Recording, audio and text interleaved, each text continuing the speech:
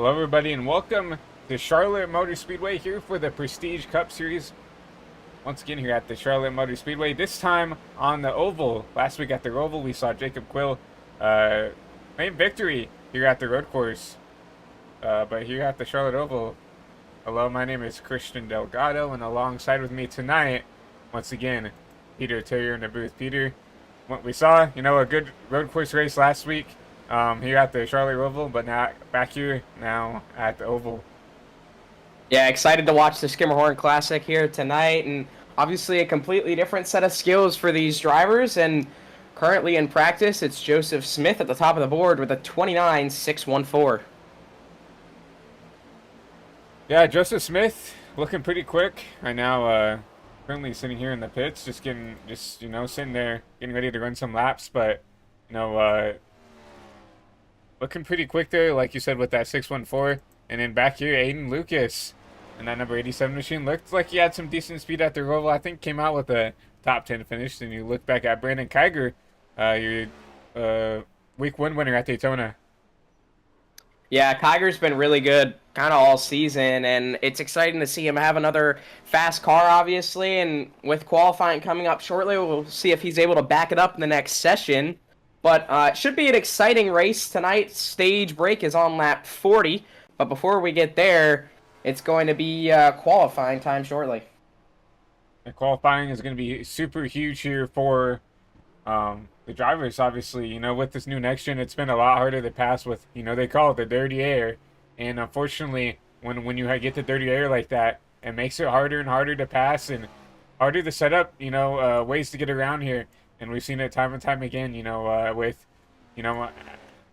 people being maybe a little bit too impatient here and there. And that's how you get those wrecks there, towards the end of the runs, towards the middle of the runs, especially going to that lap on stage 40. Yeah, and we saw that kind of at Darlington, where a lot of drivers didn't really get a lap. The drivers that we expected to be towards the front weren't able to really set laps, and ended up being mired back when those early cautions came out, and the beginning of that race was just riddled with cautions. Tonight, hopefully we don't see all those yellows, but some drivers maybe who might struggle in qualifying trim and qualifying pace could be mired back and really struggle to get passes done. Yeah, I mean, it's going to be really about experience with this car, like we've talked about before. Even though there is a new update, there's still, that nuance to learning how to set up passes, learning how to push the car. And looking at this number 39, he has been someone who has shown to run up front, to make his way up through the field. Seen him not have the best qualifying efforts, but has always consistently come back up here, running in the top three. Is this number 39, Jordan Fisher? Yeah, Fisher's been incredible to watch this season. I think back to Daytona, where he had a good run. I think back to Darlington, where he had a possible chance to go for the win. Ended up getting contact towards the end, and damage on that car really took away his chance to go at it. But, I mean, he's had an incredible season so far. If he can just nab a win, get it under his belt, and have a good points day, he just set the second fastest time in practice behind Joseph Smith with a 6.44. So obviously, Fisher, a lot of speed under that car coming into qualifying. Excited to see what he's going to be able to do. Yeah, I mean, drivers getting in their last couple of laps here in practice, and, this is what you see. Some drivers come in here and run some, mock quality laps, try to get as much pace out of this car as you can while you have it. That's something I always do in practice, as get ready to end practice as you go in. Run a couple of quality laps, get that car set up. Obviously, drivers can set up the car a little bit differently in qualifying when it comes to, steering ratio, brake bias and stuff. Just get a little bit more out. Yeah, I mean, practicing these hot laps is really important, because the way you're going to drive it in qualifying and the way you're going to drive it once the green flag drops for the race is going to be completely different. So you're going to have to kind of change your pace. Once qualifying starts, which is right now, you go in, it's all hot lap mode, but when that green flag waves, you better be ready to make it all those 125 laps. Exactly. I mean, and then we talked about it with how the next gen is now. Qualifying means more than anything now, with how the dirty air is, with how bad some things look. And it's going to take time to, navigate through this and figure out, how to navigate the dirty air. we know that sometime down the line, when some people are used to it now, we're gonna have the cheese of somehow finding a way around the dirty air. But right now, you know, qualifying is gonna be king here, getting that track position, getting that clean air, and trying to keep the track position while you can. Right now, looking at Christian Zarate in this number 53 machine. Yeah, Zarate using that top side on his warm-up lap around 3 and 4 to begin the first lap. It's all going to be about momentum, keeping that speed up. The two ends of this racetrack, while they look pretty similar, they're very different in how they're driven. You're going to see a lot of drivers use different lines. The bottom in 3 and 4 is going to be where you want to be. There's a ton of grip once you get above that bottom lane. But 1 and 2, you can really widen out your car and go. I think that's where we'll see a lot of the passes be made. Yeah, I mean, it's just going to be about where you can find that run and get the momentum, and where you can put that car, right?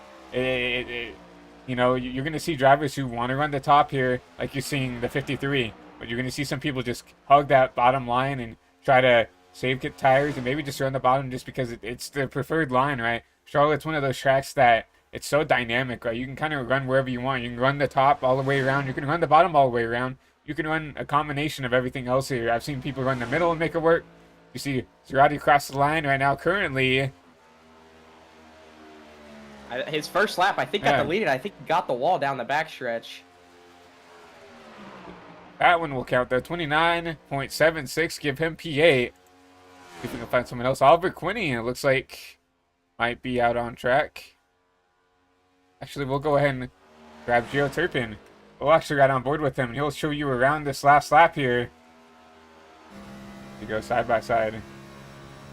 Yeah, and these tracks, the track right now is very different than it was in practice. Drivers are setting lap times 0.2 quicker than the fastest time in practice. Currently, Andrew Tenold with a 29.422, and then Wyatt Thompson 29.423. 1,000th of a second separates your pole spot right now.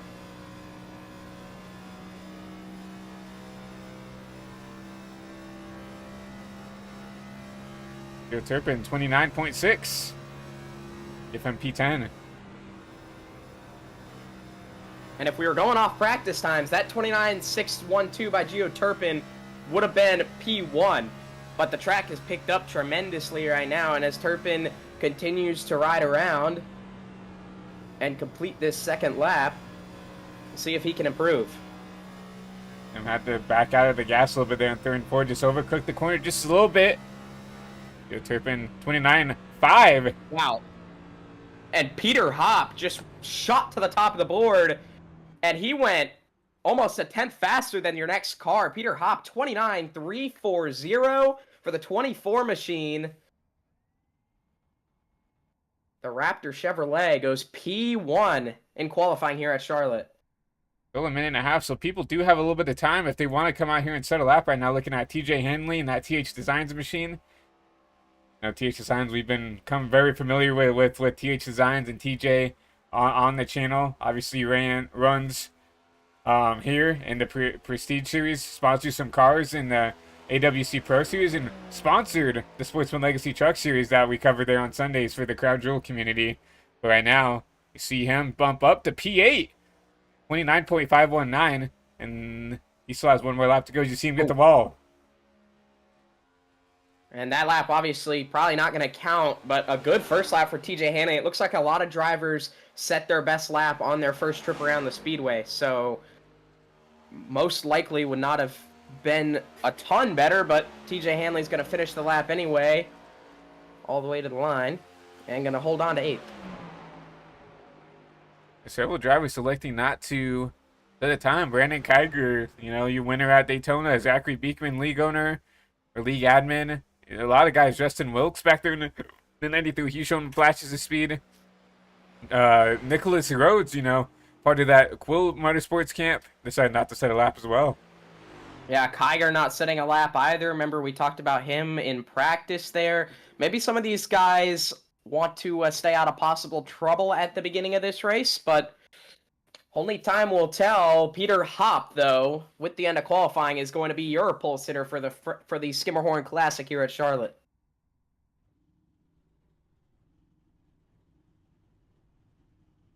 Yeah, laps here, and we do have to give a shout out to Frank Skimmerhorn. He's also your sponsor for tonight's race. That's why it's called, this Skimmerhorn Classic here. Have to give a huge shout out to him, firefighter. But also apparently broke his arm in the line at work, and I don't know if he's racing tonight, but if he is, I think he is, isn't he, Peter? Looks like he's at least in the session.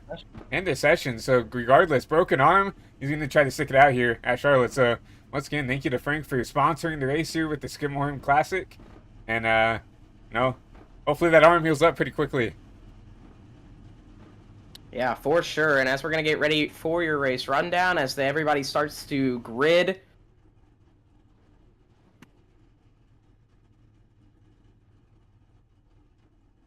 Like Peter Hop's going to be your pole starter. You see that 29.3. What a lap by him with Andrew Tenold back there on the outside front row. It's like Wyatt Thompson and the number 77. Good run for him with Jordan Fisher running out that row too. Jordan Smith and Kendorian Davis in the 88 going to be 5th and 6th. Tyler Helms, TJ Hanley 7th and 8th. And Alex Eskridge and Aiden Lucas going to round out that top 10. In 11th, it's going to be Wyatt Youngblood, and on his outside, Gio Turpin. Gavin Smith in the 13th spot, and Dustin Hardy on his outside. Elliot Fortier is going to start 15th, and Brian White is going to start 16th. Alex Kosinski is going to start 17th, with Benjamin Bushnell on his outside and 18th.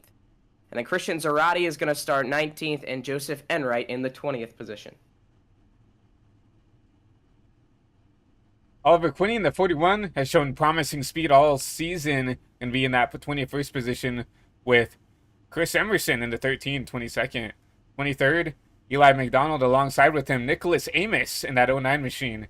JJ Moore and Brandon Kiger, P25, P26. 27th, Blair Saunders and Zachary Beekman back there in P28. Dustin Wilkes and Dalton Bernius going to be that top 30. And to round out your field, it's going to be Jeffrey Herrick, Nicholas Rode, Ryder Morgan, Frank Skimmerhorn, and James Jones is going to start scratch on the field. Taking a look at your race weather for tonight's race.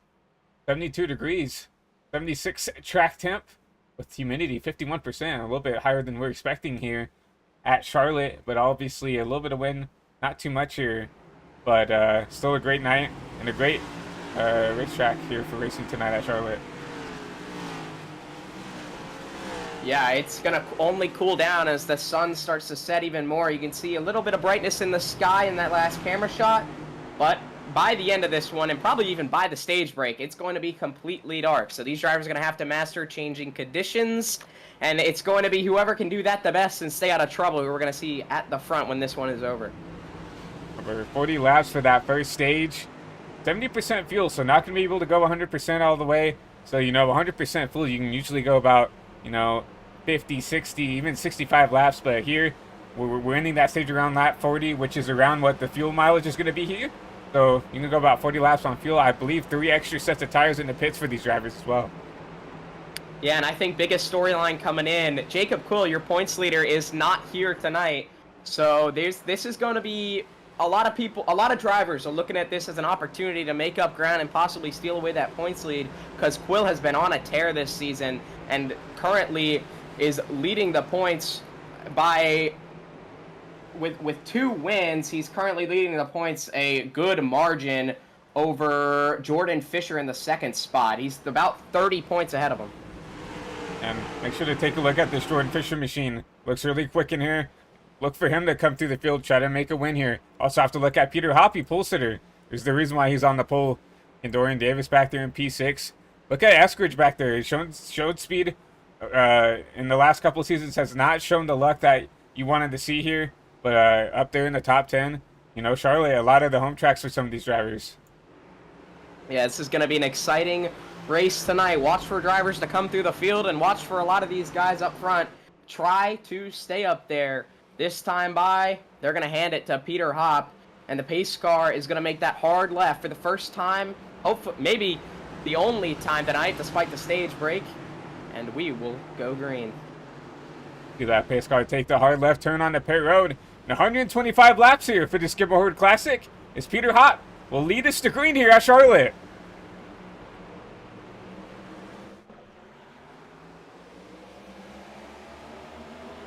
Oh! One car goes spinning through the infield there.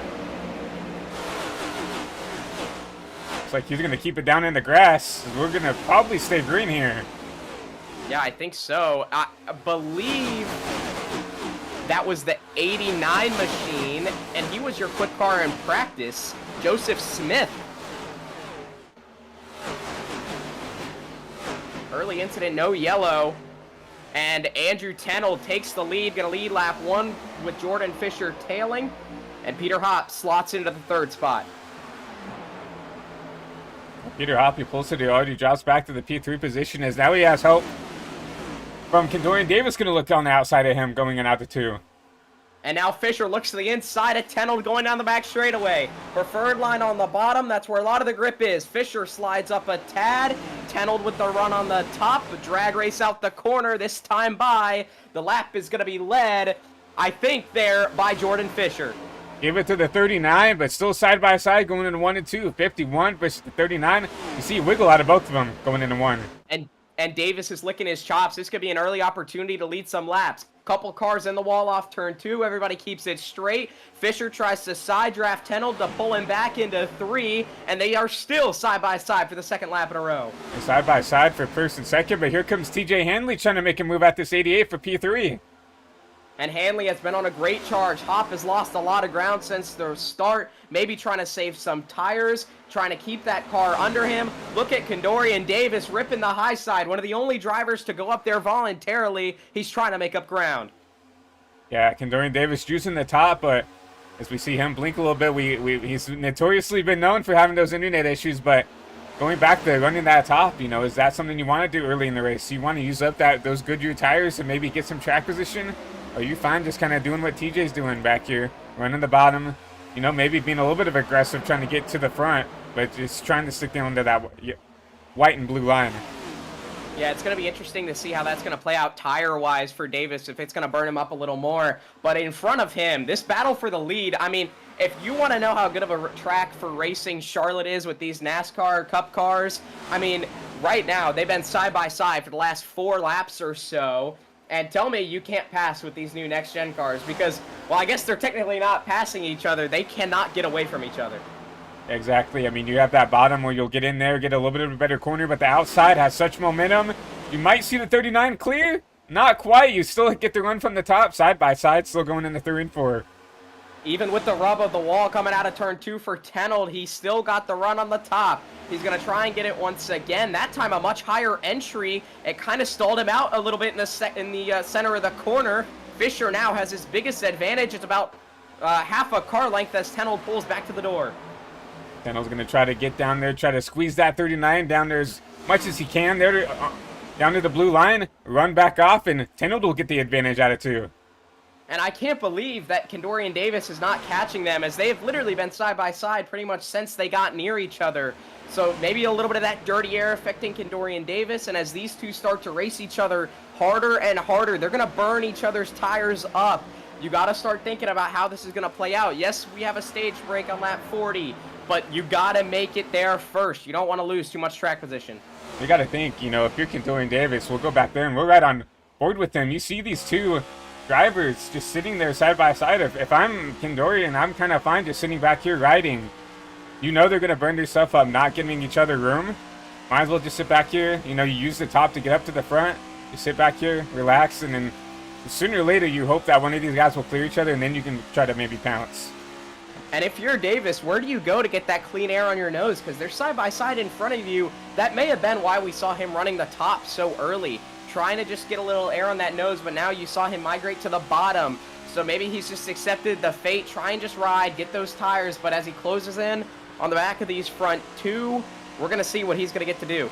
39 gives that dirty air, and he's going to clear here for the race lead. What a move there by Jordan Fisher to clear. He barely had it, but he knew he had to take it. Can't spend more time side by side than you want to. And now you see Davis go back to the top. He's on attack mode as he sees Tennell now is vulnerable. Yeah, you saw as soon as The 39 got clear. The 88 goes to the top, trying to use that momentum to try to catch back up to the back end of that 51. Gonna go down to the bottom here and 3 and 4, trying to get that nose in there, and I don't think you'll quite get it there yet.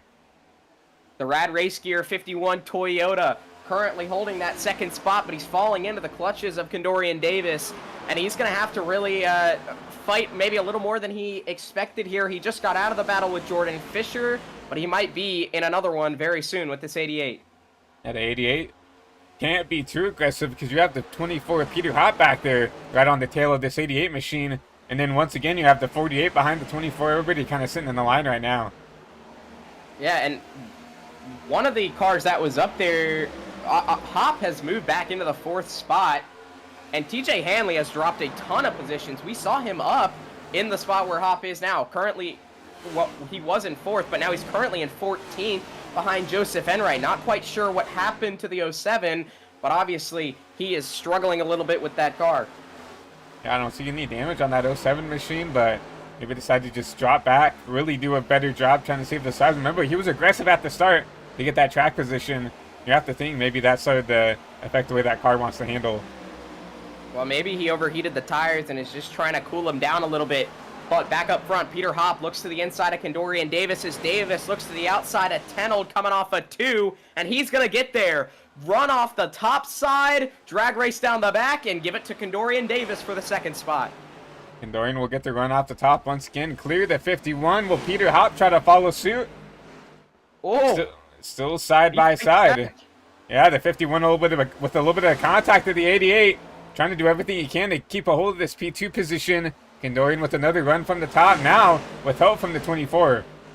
I really thought the 51 was losing that 2nd spot. He pulled him back, and this time he clears. So he fights off the charge from Condorian Davis, at least this time, and now that puts the 88 under attack from your pole sitter, Peter Hop. Peter Hop side by side for the P3 position. Trying to run the bottom. Condorian on the top. Side by side at the line. Give it to the 24, I believe.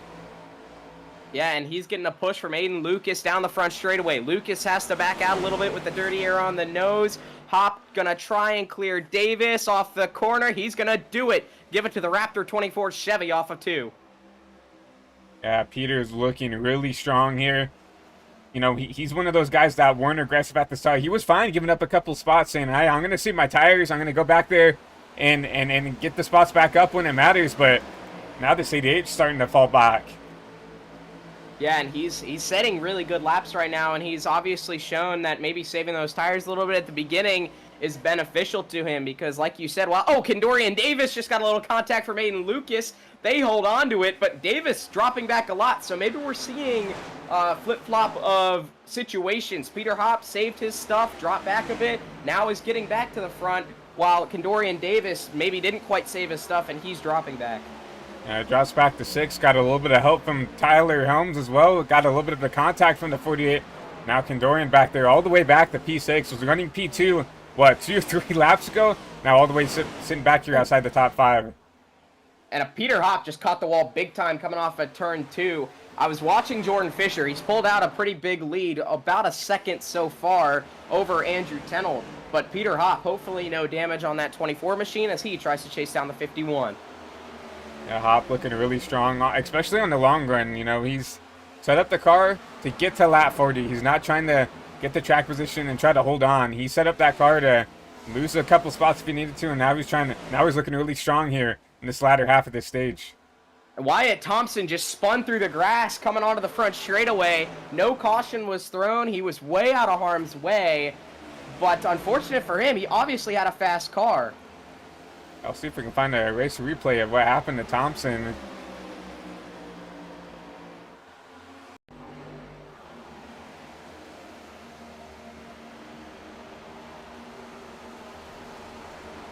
See him, he's just going to lose it out of turn 4. Maybe a little hope.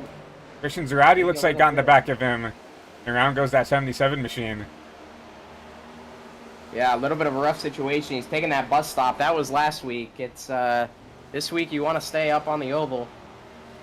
And he's going to be way back, especially with no yellow. I mean, he's going to have to be just hoping for that stage break, hoping he can stay on the lead lap. As you see, the leader is going through 1 and 2. He's on the back straightaway. Yeah, I mean, he's going to have to hustle up and get some pace underneath that car. Obviously, you got those spun out tires that aren't going to drive well, but he cannot afford to go a lap down, especially this early in the race. And now for the third spot, Aiden Lucas is to the outside of Peter Hop. He's charged on that high side, and Hop's car has kind of gone away a little bit as Lucas may have saved just a little bit longer as he looks to get to the back bumper of the 51 of Tenold. It's Toyota V2 Chevys behind him. And that 87 has always been sneaky fast here. Since he's unloaded here in the Prestige Cup Series. Never had flashes of race-winning pace, but will always sneak his way up here inside the top 5, inside the top 3. Now you see him looking, trying to get underneath the 51 machine. Gonna get there, actually, I think. Gonna try to sneak his nose in there, side by side across the line. It's going to be a battle going in with turn 1. Maybe took a little air off the rear spoiler of the 51. And, I mean, you're right. We normally aren't end up talking about Aiden Lucas until later in the race. But it's nice to see him run up front here this early and possibly go to take the second spot. A lot of speed under the hood of that 87 machine. If he can keep it going today, he might get to park it in victory lane. You see the 51 just cannot run that top as well as 87 runs the bottom, and you're going to see him clear back up here into the P2 spot. But at number 39, Jordan Fisher has already started to gap away about a second and a half in front of the rest of the field. Yeah, and we're now halfway to the stage break. Over halfway to the stage break, and I would think he's probably... honestly, I don't think he's been pushing super hard. He's probably been saving a little bit because they've just been in a constant battle behind him. This is really the first time since Fisher took the lead that there isn't a battle for that second spot. Aiden Lucas is pulling away from Andrew Tenold, and he's trying to chase down Fisher with a 1.7 second gap. Yeah, and Fisher's still running a little bit faster than the 87, and that's just, once again, a case of he got out in front, has the clean... For one, I feel like the clean air is a big talking point, but for two, you know, he hasn't been forced to battle anybody. He's just been kind of running around in the lead, running laps. Versus back here, this 87, this 51, the 24, all everybody has been fighting each other, trying to get up through the field and trying to just get the track position versus the 39, who's just been able to sit around in that clean air. Yeah, Fisher has had a lot of speed since the drop of the green, and really the only Ford in the field, one of the only Fords that we see in the field. A lot of Toyotas, a lot of Chevys, really a lot of Chevys, and he's leading the brigade, really flagshipping that manufacturer right now. You see 20 out of the 25 laps led, so 3/4 mark from this 39 machine, and once again, we know that he's going to unload the speed. He arguably had the car to win at the Roval if Jacob Quill wasn't there, and even then, right? Jacob Quill made a mistake coming down pit road, got a black flag clear, and he ended up getting a win from that. And if he actually served that penalty, Jordan Fisher comes home, you know, I believe in first here. So, but, you know, Jordan is a super chill guy and was super optimistic about, you know, coming in here and racing. You know, he was super grateful that Quill's even here, you know, with how great Quill is unloaded every week. He was super happy to get a race someone with that speed. Yeah, and Fisher really has a way of battling back from stuff that happens. I mean, at Darlington, I mentioned it earlier on in the broadcast, when he got the damage, both me and you, Christian, I think thought that his race was pretty much over and that he was going to lose spots and just start bleeding them. But he managed to hold on with major wheel damage. I heard him over the radio. He said, "We have major wheel damage. That might be my race." And he ended up still getting, I believe, a top 5. So, obviously, he's a very talented driver, and he has a way of adapting to situations around him. And right now, he doesn't really have to do much. He just has to ride and hold that clean air. Exactly, and he's still running faster than the 87. Now it looks like actually running he is the fastest car in the field right now. Ran at 30.28 versus, I think, the next fastest car is at 87. Who ran at 30.4. Yeah, and then that time Lucas, not a lot slower, but about half a tenth slower. Peter Hop also slower, and then back just past that, it's a lot less, a big of a speed drop-off. I think the next car that's in the 3s is Joseph Henright back in 11th. So, obviously, you're going to see some drivers who are coming up through the field, some drivers that weren't able to get laps in their qualifying session. I think one of them that I expected to be up a little more, Brandon Kiger in the 85. We talked about him while practice was going on. I believe he had some sort of incident earlier on in this race, and he's back in the 28th position right now. At Kiger, I mean, and with these next gens, once you get caught up in a bad spot, it's going to be hard to pass. We're seeing it right now. Like, I think this 48 is better than the 51, and he's having to work pretty hard to get around them. And should get clear here out of 4 to give him that P5 position. Not quite. The 51's still trying to hold on. Yeah, and 10 laps left in this stage. Tenold trying to pull Helms back, and Davis is now looking to the back bumper there of those two. He's in a similar spot that he was when he was in the 3rd position, but now he's watching a 2-car fight for that 4th spot, but Helms gets the spot. And here comes 88 with the run. He's been running the top all this whole first stage, and honestly, I don't mind this. You know, you're getting a caution on lap 40, and if you want to run the top the whole run to see how the tires wear, how the car drives, I don't really mind this, since you know you're getting that guaranteed caution. Yeah, and it's almost, you feel it out now, and then if you're in a position later in the run, later in the race, maybe you're second, the leader's running the bottom, you got to get clean air on the nose, he will be more comfortable running that top. He'll know what to expect, and that way he might actually be able to make a charge. It's better to figure that stuff out now, maybe take a little bit of a loss by doing it, so that maybe later on it's an option. Yeah, exactly. I mean, that's what these drivers do in real life, right? This is what the best of the best do. They figure out where their car likes to run early in the race. I mean, you see Kyle Larson, he'll drop back, you know, back to outside the top 10, trying to figure out how to run the top, something like at Homestead or something like that. Or Bell, or you know, the elites here in the Cup Series, you know, you watch on TV, you'll see them be willing to give up some time at the start to figure out where that car wants to run. Because sometimes, you know, it might be a driver preference, it might be a car preference. Sometimes the car just runs better in a certain lane for you. Yeah, and Davis's car really looks like it's liking the top. He looks to be one of the few that's able to really hold it well, especially down in 3 and 4. Tenold, when these tires started to wear out, it looked like his car was really fading away on the top, and I think that's what I would have expected is 3 and 4, the top side can kind of work on the newer tires, but as they start to wear, it just multiplies and gets progressively worse. But Davis's car looks like it's really hooked up on the top pretty much all the way around. Something I want to talk about is this 53 of Christian Zarate. Where did he come from? Remember, he had that contact with Wyatt Youngblood outside the top 20, and he's in here going to make the pass here for probably a P6 before this stage gets over. This 53 has come to life. Yeah, and maybe saved a bit of tires and finds himself up in the opportunity to get Tenold. And Tenold's car, I think, has fallen off pretty much most out of anybody who was up front. He burned the tires, I think, a little bit when he was battling with Jordan Fisher, and you see possibly a little damage on the right front corner as well. It's scuffed up, so maybe it's tightening that car up. He needs a pit stop so he can get some 4 fresh tires and get that damage fixed. Yeah, I mean, the damage definitely will affect the way the car drives now with this new update. And if you have any, you know, you just really have to hold on, hope for a caution. Luckily, that 51's going to get one. But if he does have any sort of wheel damage or really any damage in general, he's just going to have to hold on and get to this lap 40, which is coming up pretty soon. Yeah, not much longer to go. He's just kind of got to hold on. Jordan Fisher has extended his lead to 3.2 seconds. Aiden Lucas's tires have dropped off tremendously. I don't know if he had an issue on that lap or what, but he was 7/10 slower than Jordan Fisher, half a second slower than Peter Hopp. He really dropped off a lot there that lap. May have had a slip up at some point because he definitely sped it back up there. It was actually faster than Fisher that time by. I'm trying to look to see if there's any damage.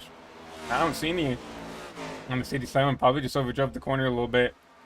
Had to back it way up to keep that car clean. But yeah, I mean, with that said and done, that's really going to hand any chance to get back to this 38, this 39 away. As you're going to see, now this 39 coming to line, 2 to go in this stage. Yeah, and I want to talk about lap traffic. You see, he just passed Eli McDonald in the 73 machine. When he was getting by him, he made contact coming out of turn 2, and they touched. It could have been bad there for your leader, but later on when this race goes on, and obviously it looks like we could get some longer runs later on tonight, we might see lap traffic become a bigger factor, especially with that dirty air being such a prominent force in these new next-gen cars. Yeah, I definitely agree. I mean, with the air and with the blocking and stuff, just the racing's gonna get more aggressive as we get to the end. And I mean, you're gonna have to see someone else step it up here if they want to get to this 39. I mean, he's by far shown that he is the guy to beat. We do see Zerati get around actually the 88, trying to make a move here for the 48. Yeah, and trying to get those points. You see the block from Helms, Zerati to the inside. Jordan Fisher is gonna win the stage, and the battle is on for the 4th spot. It's gonna be Christian Zerati versus Helms, and Zerati's gonna get it. Zerati gets to that line. What a drive through the field. Charge. Up 15 spots from where he started back there, all the way back in 19th, up to the P4 position. And that might be why you save your tires. I think some drivers are going to be looking at what he just did and seeing how beneficial it could be just going, 20, 30 laps without pushing your car. I definitely agree. You see Jordan Fisher, stage 1 winner, going to get some valuable stage points for that number 39 machine. Aiden Lucas going to hold out for that P2 in the stage. Peter Hop, we just talked about him, Christian Zerati. And round out the top 5 in that stage going to be Tyler Helms, that number 48 machine. Yeah, Dorian Davis got the 6th spot. Andrew Tennell dropped all the way back to 7th. Gio Turpin, how about him? Up in 8th. We watched his qualifying laps. We didn't really talk about him up till now, but he's up in that 8th spot. TJ Hanley battled back to 9th, and then Dustin Hardy rounds out your top 10 in the stage. We will for sure see everybody come down pit side. Get some good fresh Goodyear tires. Obviously top off on fuel. And now with these new next gens, it's a little bit harder to get down pit road, so it's not going to be a breeze. It's not just come in, take tires, and go. You really have to make sure you're on your game here. Don't slide in your box. Don't spin the tires on exit, and make sure you leave where you start. We've seen some big shifts in the pit lane under these just these yellow flag pit stops this season. I mean, I think back to Daytona, Oliver Quinney getting the lead, passing a bunch of cars on pit lane. Mistakes are very easy to make with the pit lane with these next-gen cars. So we could possibly see some big changes. See the left sides come up on every car here. As here comes the 39 out of pit road. Fisher's gonna get it, and Helms and Zerati. Great stops TJ for them. Hanley. Hanley got 4th, I believe. It looks like maybe 5th for Hanley, but still, heck of a stop for Hanley. I was impressed with Helms, but TJ came in 9th, came out 5th. That's a 4-spot swing right there for that number 07 machine. Yeah, and races are won with the pit crew. I mean, you can do so much all on track. I mean, we've seen championships get lost because of pit crews making mistakes or drivers making mistakes when they make those pit stops. So obviously, Jordan Fisher is going to hold the lead, but a lot of changes behind him pretty much from second on back. Yeah, Tyler Helms with a great stop. He's going to put him up into the 2nd position. See the 24 hop. And then Christian Zerati up there in 4. Yeah. Aiden Lucas lost a ton of spots.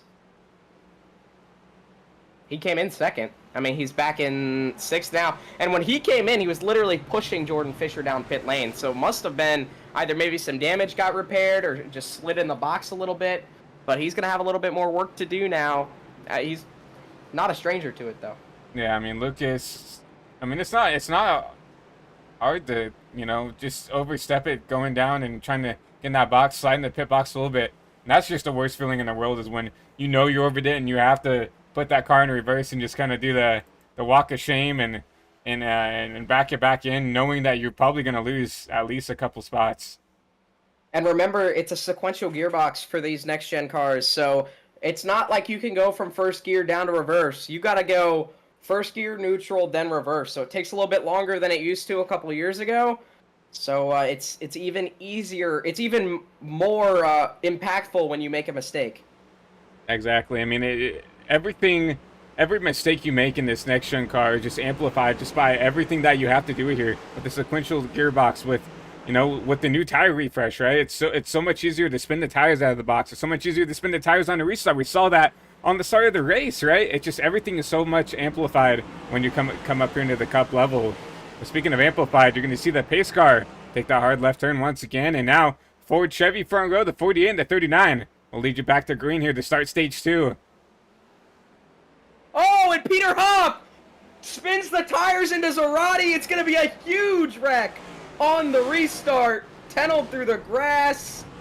And that is the big one here at Charlotte. You literally called it. Well, I don't expect to be... I'm probably getting some angry letters in the mail now. That was actually commentator's curse right there. So I'm sorry. I'm sorry to anybody that affected. But we'll go back and definitely take a look at this. I mean, it looked like Peter Hopp at 24 spun the tires. We'll try to get a different view of this, maybe through your trapper cam, and we'll find what happened. We'll try to take a look. We're looking at this 53. Yeah, the 24 spins the tires, and nowhere to go for anybody. You see just, oh my, the 24 with some big hits. Couple hard hits. And there's nowhere to go for a lot of these drivers. Some really good cars involved in that one. We'll go back and see if we can find them. We'll go back and right on board with the 07. Did Handley have a penalty? It shows he restarted all the way back here. I'm not sure, but we'll go back on board with. Let's go with on board with the 42 at Turpin here, and we'll really show you what happened. He's 87 with a little blank, but you just see him just spin the tires. Great avoidance by the 42. Yeah, great avoidance by the 42, but Zarate definitely, the lone man out right there. I mean, you got to feel bad for him. Nothing he could have done, and he's going to be all the way back here, back in 22nd place. And, I mean, you just got to feel for the kid. I mean, drove himself all the way back up into the top 5 just to get spun out on the restart. And how about who this has brought up here? Gio Turpin up in 4th now. Blair Saunders up in the 5th spot. We didn't even talk about him in the 98 Budweiser machine, the Dale Jr. throwback. He's up there. Dustin Hardy, who finished 10th in the stage, he got 4 spots out of just that. Oliver Quinney into the 8th spot. I feel like Quinney is not the best qualifier, and we don't normally see him up front at the beginning of the races, but he always finds his way up front at some point. He's always talked about towards the front of the field. Yeah, I mean, Quinney is always going to be that guy you have to talk about where is he, right? Because, I mean, even when he's not having a bad race, he somehow always sneaks his way up into the top 5, inside the top 10. Every race we've come here, even at the Roval last week, he was wrecked. I mean, he was in the pits for 10-plus minutes. Somehow snuck out a top 10 finish. And, I mean, he's just someone you have to look at to make sure that, okay, where's that 41 at? Because, I mean, he's always going to be a force to be awakened with. Yeah, and he has a little damage on the nose, so he may have been involved in that. And kind of looks like that car is bouncing around a little weird. I don't think that that's an actual car issue, because all the wheels and tires on that car look like they are up and going straight, but obviously that damage on that nose is going to hurt him. I mean, yeah, any kind of damage in the next gen, we talked about it earlier, is not something you really want to see, because, I mean, I don't know what it is with the new damage model, but it just really does. It amplifies just how bad the car drives now, and if you get any kind of damage, nose damage, wheel damage, anything, you see a lot of damage. But luckily for that 41, there's a lot of other cars around him who are tore up because of that big one on that restart. Yeah, that tore up a ton of cars. I mean, TJ Hanley, remember, he started at the back of the field on that restart. He is up in 11th. So, big chunk of the field, basically from the 2nd spot, 3rd spot, all the way through the middle. Big chunk of them are damaged or wrecked, and they're going to be at the back. Remember, no fast players here for the Prestige Cup Series, so they're going to have to tough it out, try to get this damage fixed if we do get cautions. If not, they're just going to have to tough it out and try to limp these cars all the way for, another 75 laps here at Charlotte. But Jordan Fisher, I'm sure he's happy that he's been in front of all of that. And they're going to get another shot this time to get the power down and keep it straight for the green flag. Pace car is going to take the hard left, and it's going to be Jordan Fisher and Tyler Helms on the front row. To the rear side zone. Another good jump by the 39. 88 is going to follow him through, going into 1 and 2. As you're going to see now side by side for P2 back there between the 48 and 88. A great start for Condorian Davis there on the bottom behind Fisher. That 88 machine with a big run out the corner, but Helms with a bigger one. And it's Gio Turpin on the high side now. Davis tries to shut the door. Turpin's nose is there. The $42 Tree Toyota on the high side, up to third for the first time tonight. Now, Gio Turpin has always shown he's got speed, you know. He's a driver you have to look out for. Has not had the best luck here in the league, but he has to be someone you look at. I mean, every time I've raced with him, he's been a top 5 driver. Every time I've called a race that he's been, and he's been a top 5 driver. And, you know, he's had a lot of bad luck here in the first 5 weeks here, but he has to be someone you look at if he can get this luck turned around. And now can Helms take the fight to Jordan Fisher for the first time since the opening 10 laps. The 48 is slowly dropping back from the 39's rear bumper. Now Condorian Davis tries to look to the inside of Turpin. Thinks better of it, goes to the high side. Let's see if he can get the run off of turn 2. He's a run out of the 48, but just needs... I feel like if I'm the 48, I'm communicating to Turpin right now, do not race me, or you're going to let him get away. No, that 39 is always... The 39's loose! Oh, what a save! What a save by the 39, but that's going to allow the 48 to try to take action here from that mistake out of 3 and 4. And now Fisher has to do what he did in the opening 10 laps. He has to try and fight for this lead and hold on to it.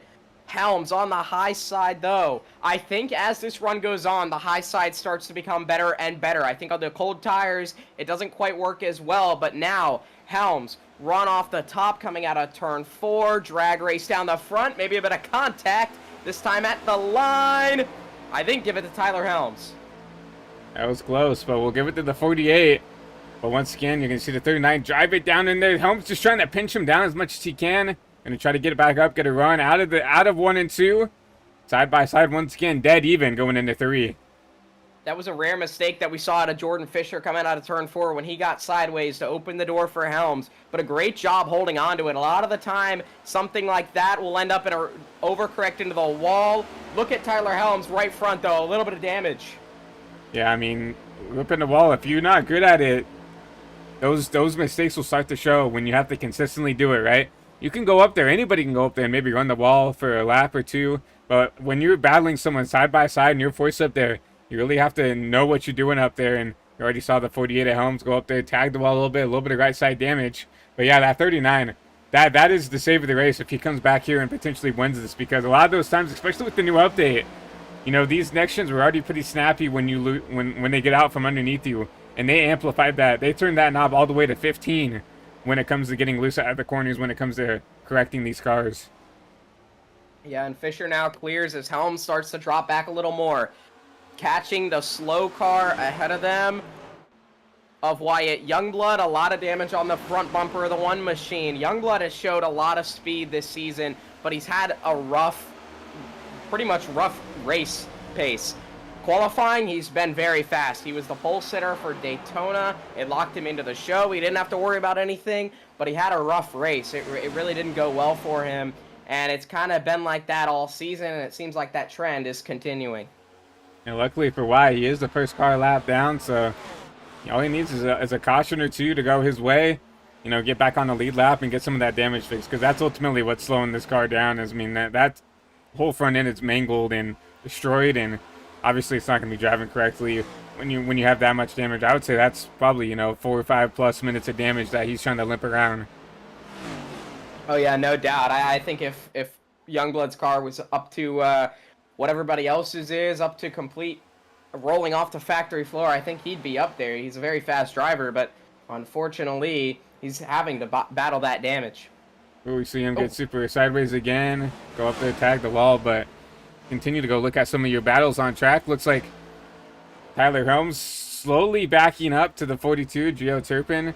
And Kendorian Davis has worked his way up there to make this a 3-car battle. Oh, Oliver Quinney just got a tap from Wyatt Thompson back in the 10th position. He saved it. I don't know how he saved it. That was an incredible job to hold on to it for the 41 machine. I just happened to look back there and see Thompson get into the back bumper of the 41 machine, and we'll see if maybe we can get a replay on that one. As you see now, Christian Zarate starts to try and close back in on that top 10 spot.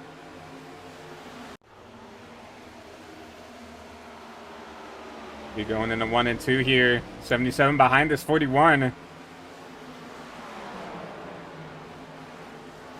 Gonna drive it in, yeah. Just back into the 41. He's gonna.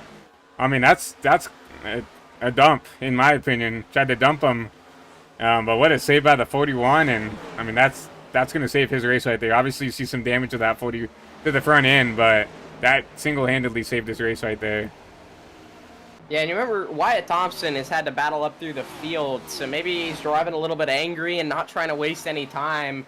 And I mean, I get it, but also it's pretty early and you can't be making enemies like that. But, I mean, everybody came out without any more damage, but Oliver Quinney got the worst end of that one.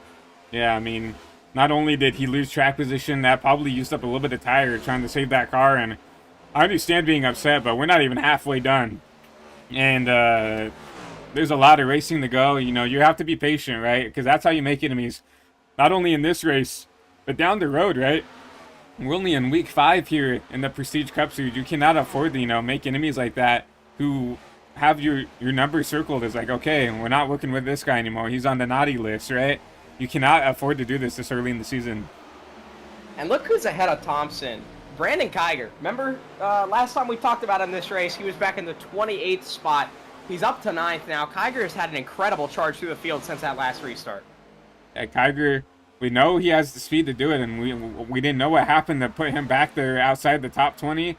But now he's worked his way up inside the top 10, now making a move underneath Joseph Enright. And speaking of Joseph, has had a quiet day, working his way up into the top 10. Yeah, and Enright with a little bit of damage on the back bumper there as Kiger closes in on it. But Enright has had a lot of speed this season. I remember he was up front at Daytona. He was up front a little bit at Darlington as well. He showed a lot of pace. We maybe haven't talked about him as much as the Jordan Fishers and Jacob Quills, but he certainly gets his fair share of screen time because he's got a lot of pace under the hood of that 7 machine. Yeah, I mean, he's always been kind of like that low-key, top 10 pace kind of guy. Has never shown like the flashes. You kind of have to compare him to someone like the 87, and you know, but he's always there trying to get the best he can out of this car, and he's doing a good job regardless of that damage that he has right now. Yeah, he's a reliable driver in that Red Bull Quick Trip Chevrolet number 7 machine. And right now he's trying to hold off Brandon Kiger. And Kiger gets to the back bumper there, and he's going to start to take away some of that air as he gets to the rear spoiler. And it doesn't get talked about a lot in iRacing because it's not as prevalent as in real life. But there is a little bit of strategy of getting there and unloading the air onto the car ahead of you just right so that you maybe get them a little loose or a little tight so you can maybe get right past them. Exactly. That's all he's trying to do here is, and now you see Kiger, see right there. All Kiger needs to do is get that left front just out in clean air to get the rotation, but you saw the 7 of Enright do a good job trying to defend there. And then all you're trying to do is trying to get that guy behind you to lift, right? Lose the momentum, especially here at Charlotte where it's a big momentum style track. All you want to do is get them tight, whether it's on exit, whether it's through in the center. Just get them to lift and break the momentum to try to get away. Yeah, and Kiger's run is kind of stalled at the moment. And you see he's driving it in really deep, but then gets to the center of the car, kind of slides up, and you're seeing Thompson behind him. This is a great camera shot because you can see the different lines that those 2 drivers behind Enright take. Thompson goes a little bit higher on entry and then arcs it on exit. Kiger drives it in super deep and goes a little bit higher on the exit of the corner as Thompson tries to look a little lower. Yeah, Thompson, I feel like, is driving this a little bit smarter. I think Kiger's kind of driving a little bit frustrated. I think he knows he's a little bit quicker than the 7, but this is the way you have to drive now in these next-gen cars. We've seen it in real life, and we've seen, you know, the drivers being disappointed with how the car drives with the aero blocking.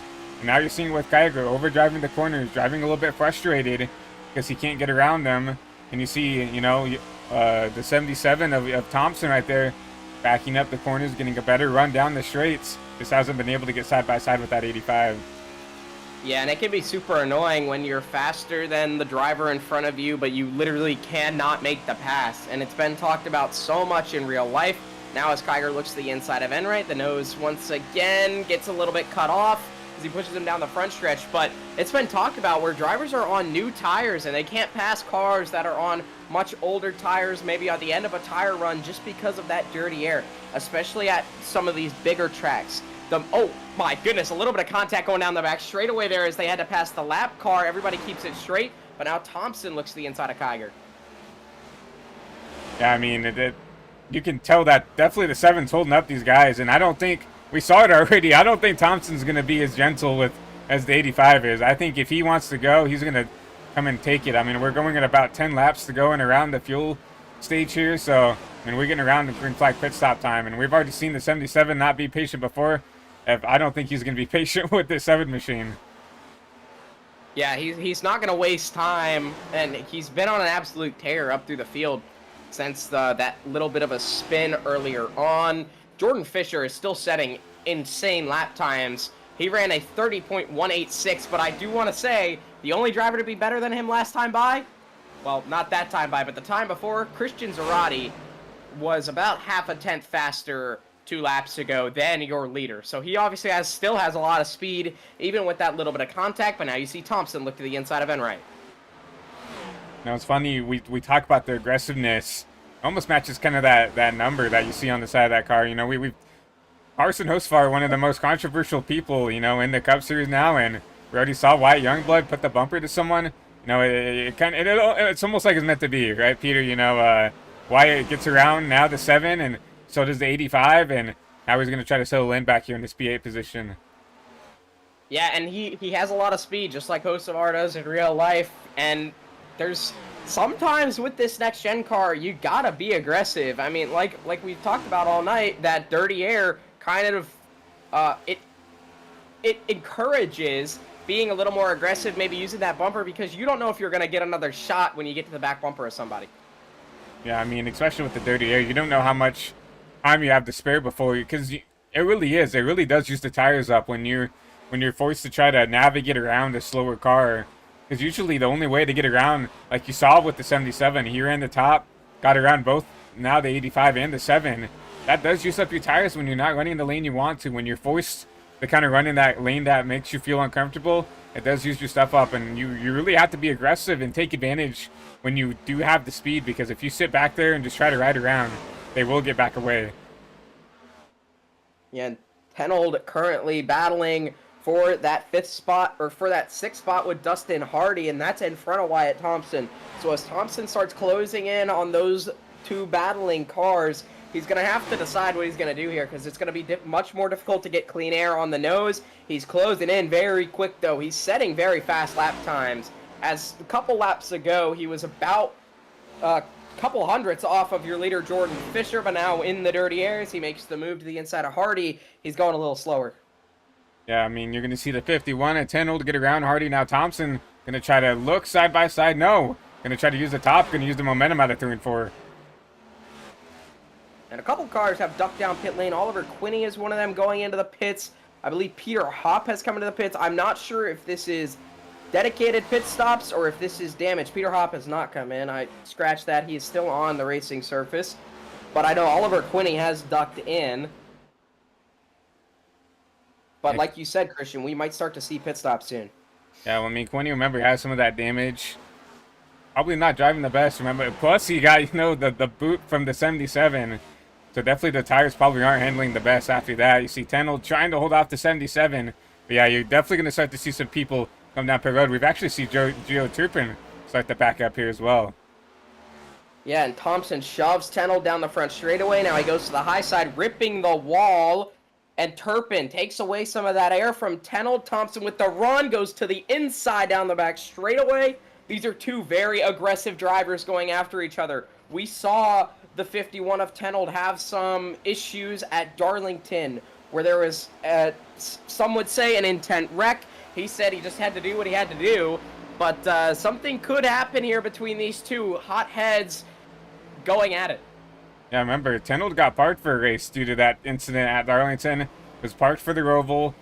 This is his first race back from that suspension, and now you're starting to see these two, very aggressive drivers going at it side by side. Not only that, you have that 42 dumping dirty air on each other.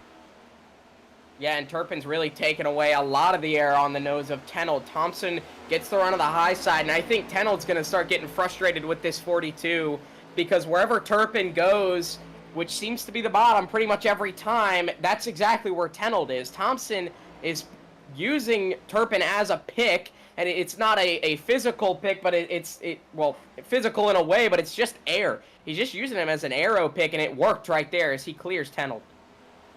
77 going to try to take a peek at the 42s. The 42 going to give him the room. He will. Side by side at the line. Give it to the 77. I think Turpin's tires have kind of gone away, and he's not going to quite fight it as hard as Tenold did. I think Thompson is just a lot faster. Caution. And I believe turn 4. Oh, there he is, right there, 89. Joseph Smith. Remember, he was fastest in practice. That's a lot of damage. Let's see if we can find what happened in this 89 machine. And I wonder how that is going to work pit stop wise, because now that's right at the end of that pit run. A lot of guys probably just got saved right there. Yeah, I mean, depending on when you pitted, depending on when you come out, right? Some of these guys are going to be stuck. Well, actually, not really. I mean, a lot of the guys that pitted are back on the lead lap. The only guy a lap down is the 07 to TJ Handley. Everybody else stayed on the lead lap. So, yeah, those guys who pitted got bailed out, and there it is. Ooh. 89 got tagged by the 09, and oh, man. Oh, he tried. Oh. That was a big one. Tried to save it, and the car just finally snaps. I mean, he was sliding that car all through 3 and 4, and finally just got it out from underneath them. Remember, looked quick, fastest in practice, just not the race he thought. I think anybody imagined that he'd have tonight. Yeah, it's been rough for him for sure. Drivers coming down pit lane though now, led by Jordan Fisher. Kendorian Davis is actually in that second spot. We didn't really talk about him late in that run, but he got up to second there. See if he can make up maybe one more spot on pit lane.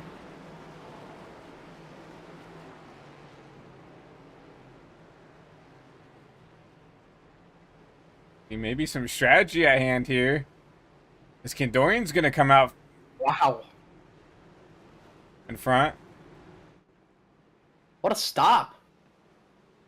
We do have Chris Emerson going to stay out here. I don't know.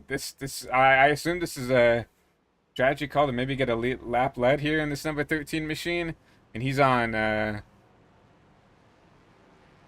older tires. I would assume that he'd come down and right here and take something here, but Kendorian will win the race off pit road. And while we have the opportunity to, we're going to go ahead and run a quick commercial break from our partners over at iRacing. We'll be right back after this quick break. Racing isn't easy, but experiencing it is. iRacing puts you in the driver's seat with the industry's leading sim racing game. Drive on laser scan replicas of the greatest racing circuits from around the world. Go head-to-head against other drivers chosen by skill-based matchmaking to ensure competitive racing at every level. Compete across all your favorite series. In officially licensed cars, engineered to deliver the most accurate driving experience possible.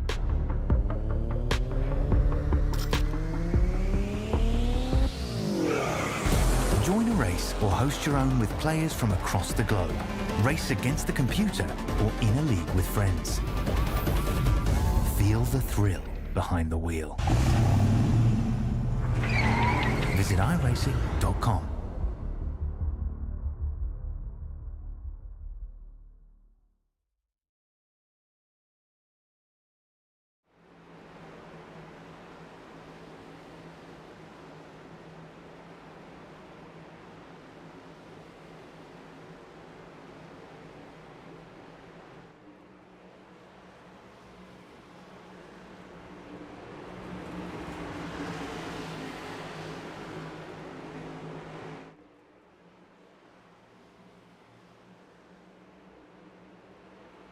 Yeah, Emerson is going to have definitely a lot worse tires, a lot slower here. We'll see what he does. We saw somebody do this at Darlington as well and pull off at the start. Obviously, he's not required to do that. He's earned the spot to be up there by staying out. And hopefully no spun tires as the green flag is going to wave. Once again, a restart for Chris Emerson.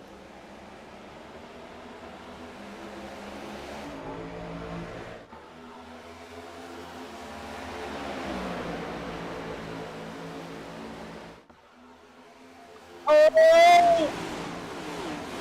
Oh, man, and into the wall. A couple cars spit. Oh, my, and Fisher is dragged. The dominant car, Jordan Fisher. Oh, my goodness.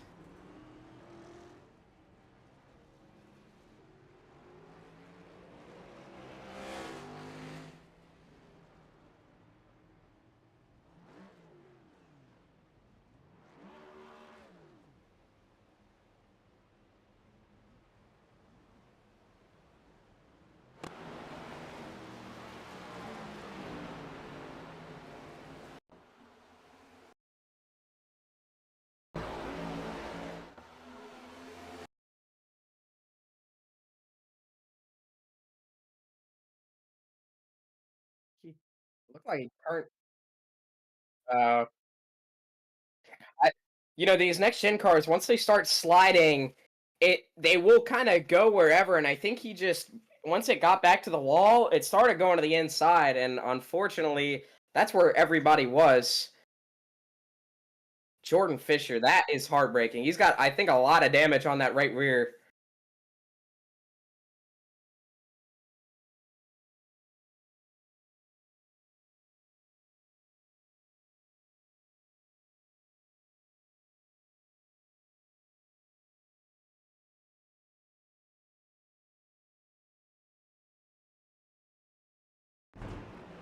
Yeah, that is a big one.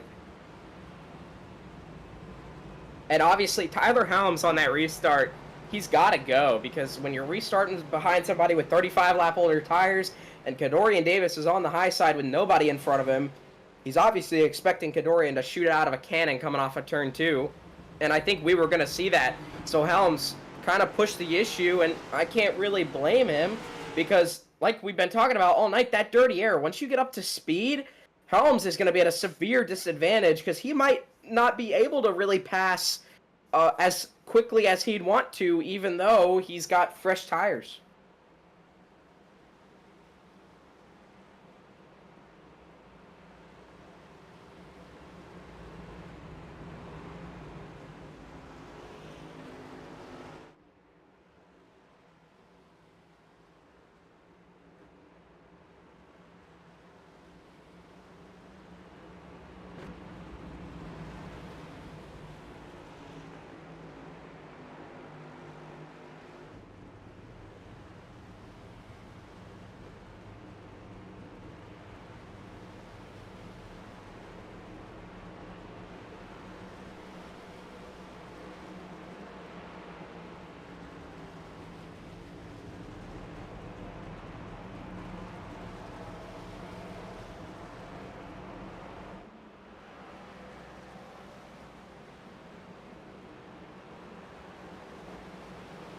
Yeah, definitely a lot of fun. Christian Zarate was also involved in that. He's had just a very unlucky night. I was really excited to see how the speed was going to work out for him underneath that 53 machine, because he obviously showed a ton of pace in that PlayStation Chevrolet, but now you can see the damage on the nose. He's been caught up in the 2 biggest wrecks of the night, and his night just keeps getting worse and worse. I doubt with that damage that we'll end up seeing him towards the front anymore in this one.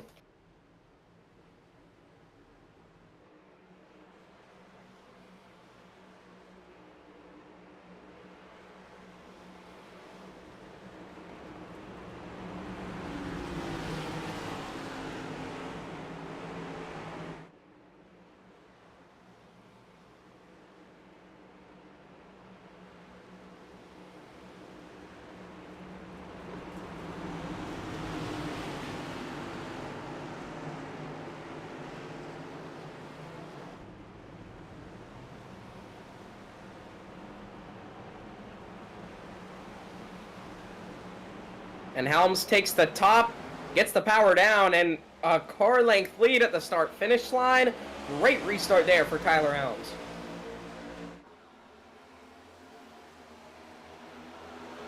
Oh, one car. Blair Saunders got turned by Andrew Tenold. It looks like he saved it. Everybody else?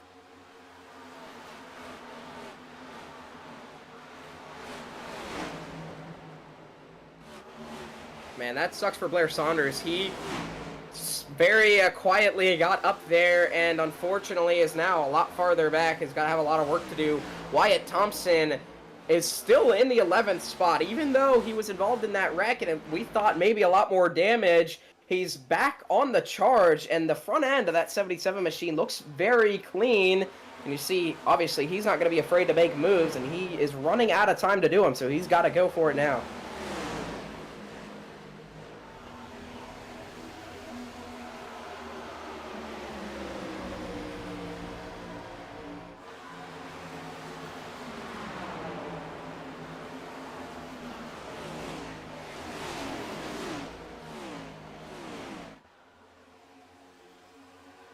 And I think somebody we kind of forgot about, TJ Hanley, he had just set the fastest lap of the race. He's right in front there of Wyatt Thompson. That 07 machine is on an absolute tear right now, and he's got a lot of work to do, but obviously got a lot of speed. I mean, he's running faster laps than... The lap he just ran was a faster lap than the 39 machine that ran the whole entire race so far, and he's faster than Tyler Helms, your leader. So even in that dirty air, that 07 looks to be very fast.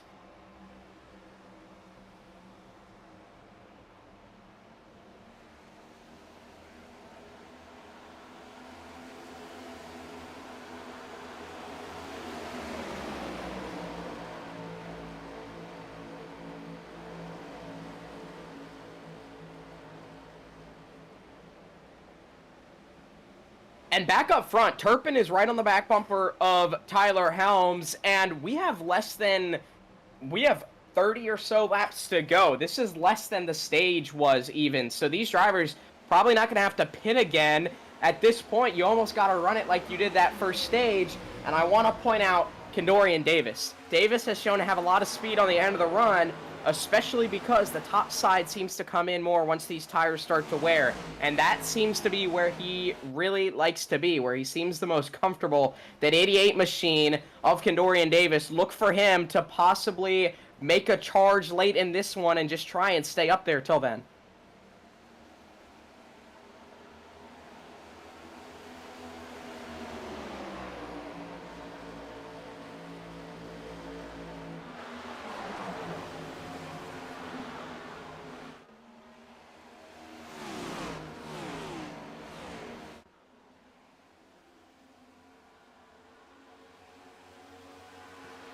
Yeah, and look back to the fifth. One car goes sideways down the back straight away. I'm not quite sure who that was. I was about to talk about Jordan Fisher, and there's no caution, so we'll talk about him. Jordan Fisher in the 39 involved in that last incident. He's back up to the fifth spot. A little damage on that right rear corner panel, but it looks like it's all driving straight, so possibly no damage to the actual wheel and suspension there as he looks to the back bumper of Dustin Hardy. Obviously, we've seen a lot of speed out of that 39. We'll see if he can charge back to the front.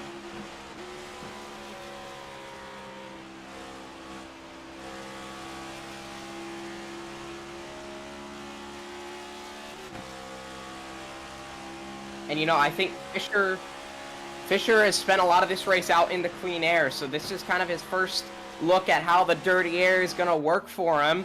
And I'm a little shocked with how he's doing right now. I mean, that car looks like it should have a lot more damage. I don't know if maybe that damage is helping him turn a little bit, because he's running lap times that are about the same as your leader, Tyler Helms, who is in that clean air, and he's faster than Gio Turpin and Kendorian Davis right now. Look for Fisher to be up there before this one's over, but also gotta hope he doesn't burn those tires up.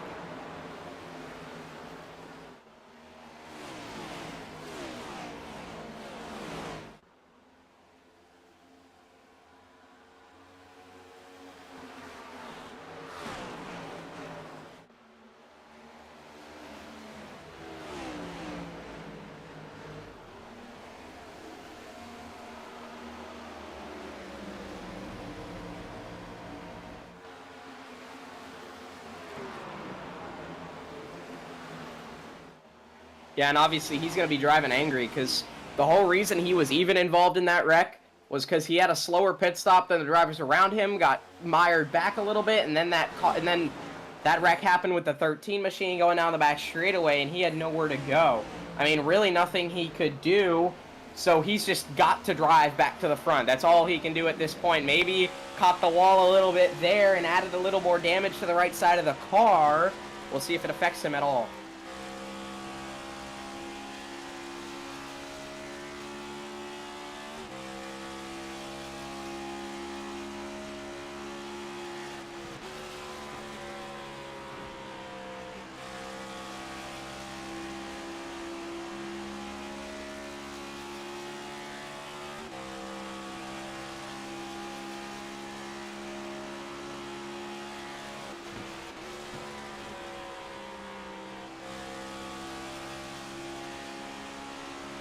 Yeah, and he's got a lot of speed. I think Kendorian Davis has jumped to the top to test the waters and maybe is going to start finding something.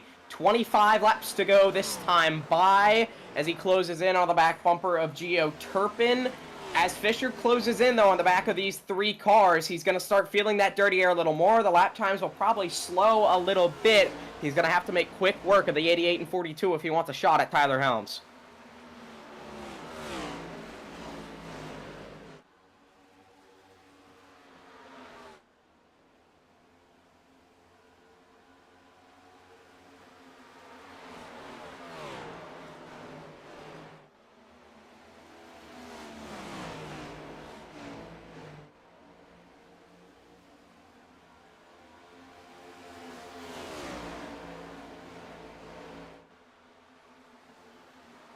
Yeah, deserving doesn't mean anything when you're on the racetrack. It's and certainly nobody's going to give it up to you. Kendorian Davis may have just blinked out a little bit there. Blinks back in, and it's pretty even gap between second, third, and fourth, and Tyler Helms has a little bit bigger of a gap over the second place car of Turpin, and now you're starting to see Helms pull away. Obviously, still plenty of time for drivers to close back in on him, but maybe Helms' car really starting to come to life as we get to the middle of the run.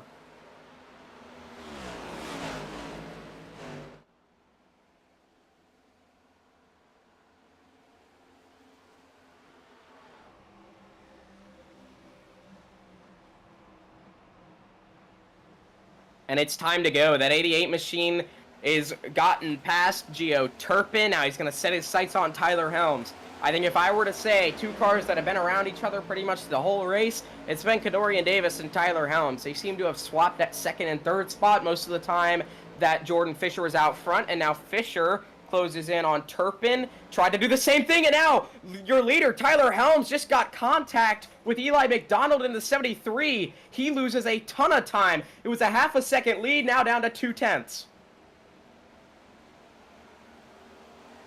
Oh, no! Oh, and Turpin goes through the grass, onto pit lane, caution's gonna wave, and it looked like maybe just a mistake.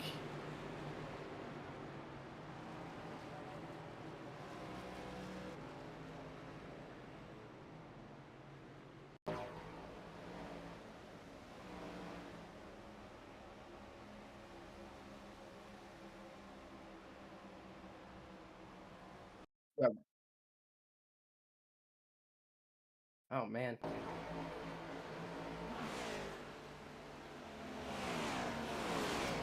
Catches him at a bad time. I think he thought the 73 was going to stay high.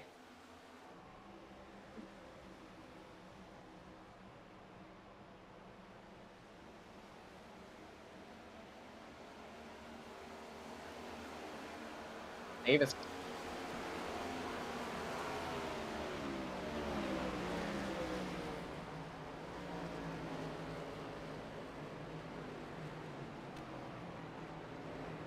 Ooh.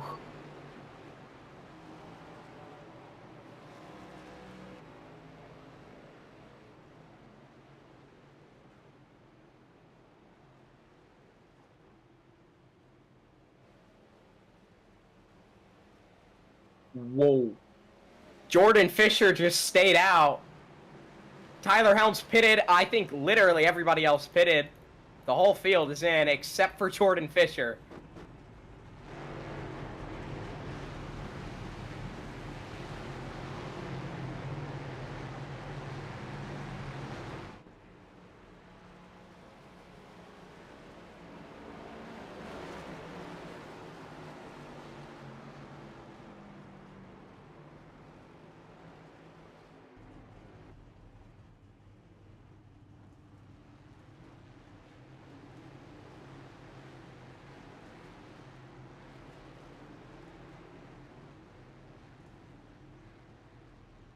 I think you have to stay out. I mean, if you pit now, you're guaranteed to be at the back.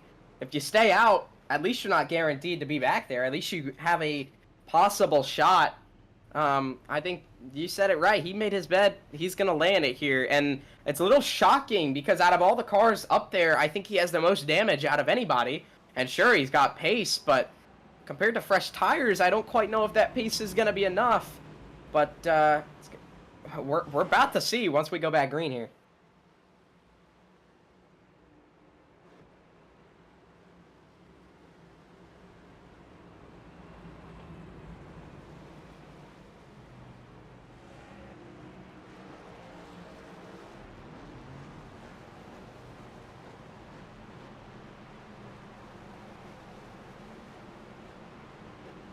And this is a little unbelievable. So first of all, Tyler Helms, he's got some damage on the nose of that machine from the contact with that lap car.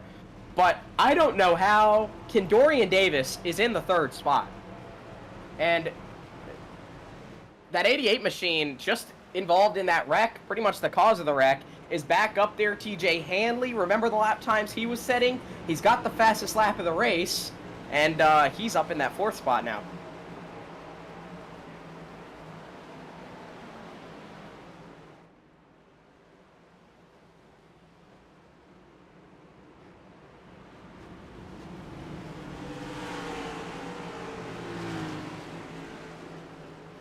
Yeah, I'm excited to watch him because obviously he's got a lot of aggression behind that wheel for sure. And with this time winding down, I mean, we're gonna be going green here with 16, 17 laps to go. He's not gonna have much time. You got to make the most of it. Obviously, Tyler Helms is probably in the best spot right now with Jordan Fisher on the older tires. It's go time. These guys are pushing for it.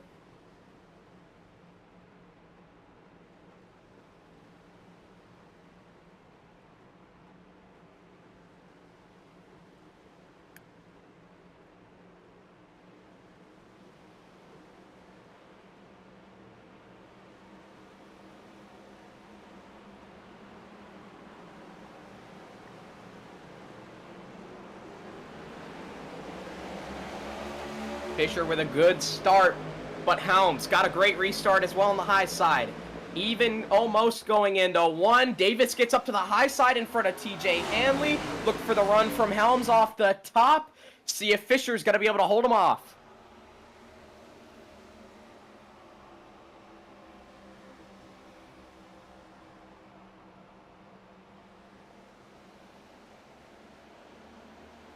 Oh.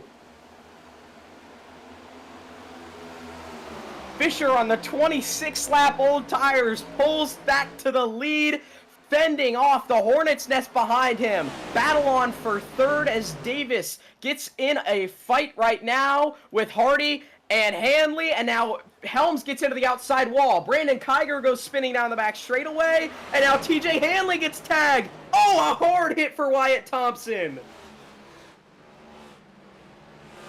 And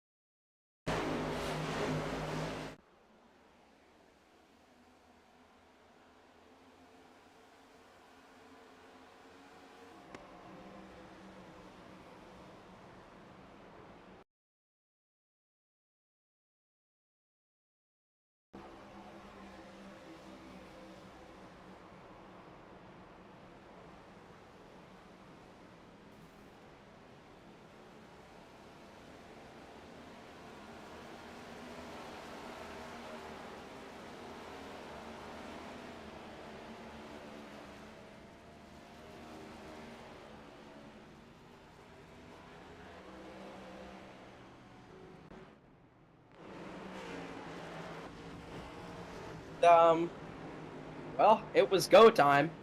And that was definitely, I mean, Wyatt Thompson, he made the move to the inside. And unfortunately, TJ Hanley was also going for the exact same spot. And when you got two NASCAR Cup cars going for the same piece of real estate, it doesn't quite work. And unfortunately, both drivers took a hard hit to the outside wall. But I can't believe Jordan Fisher held them all off that long.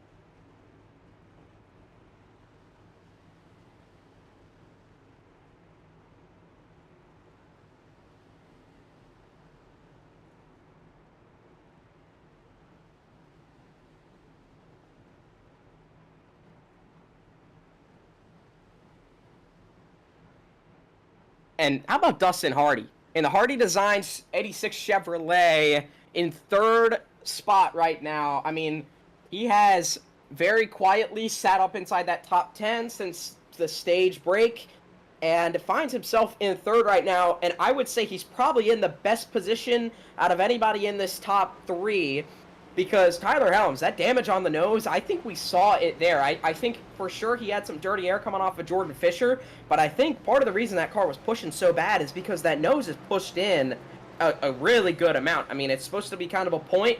It is concave now on the that nose piece. So I think Dustin Hardy is in a really good spot here with the first really clean car up in this top 5.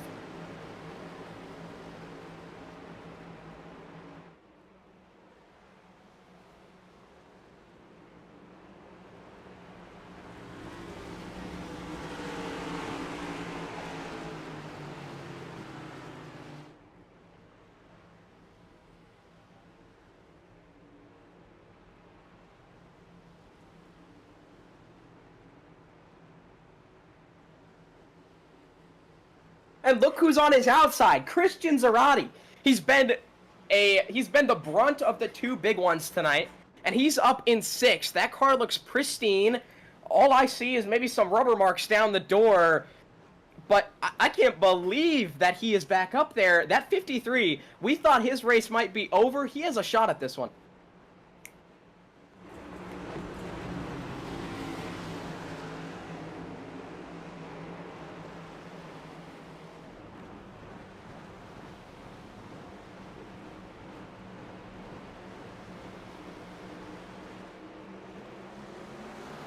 And a really good restart for Tyler Helms. He's very even with Jordan Fisher as they go through the second part of the trial down into turn 1. Kendorian Davis gets a shove from Zarate. Helms holds on the outside of Fisher coming out of turn 2. One car goes around. It's Dustin Hardy down the back straightaway. Locks it down. Nobody else involved. No caution. Helms with a nose out in front.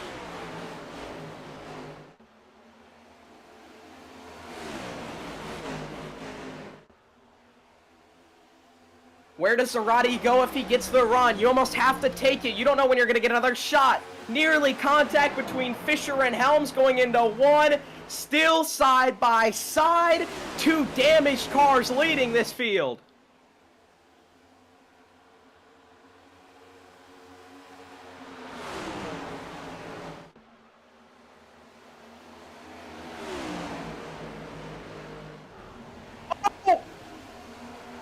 And Fisher shoves up Helms coming out of 4. Zarate now has a shot. He door slams Helms as Helms gets cleared by Fisher. And now Fisher gets tagged. Trying to clear Zarate. Saves it on the high side.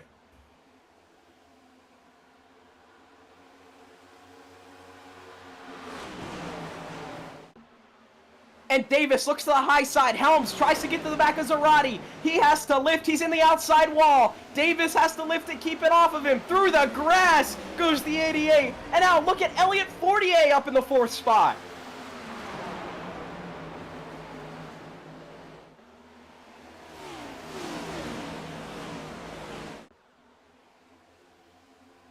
And Christian Zarate is driving away right now. 0.2 of a lap faster. Kendorian Davis searching for time on the high side with Fortier in his tire tracks. but Zarate continues to lead 5 car lengths over second place.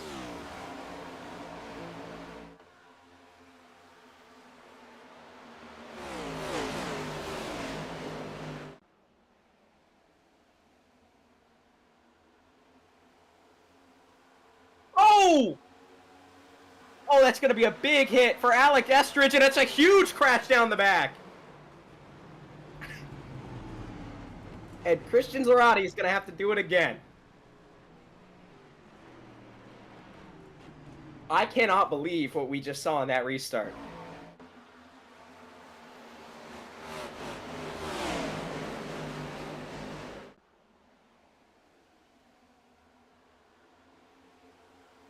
Tiger. Oh! Oh my. Gosh. That might be one of... It's one of the hardest hits I've seen here. I think it was a 16.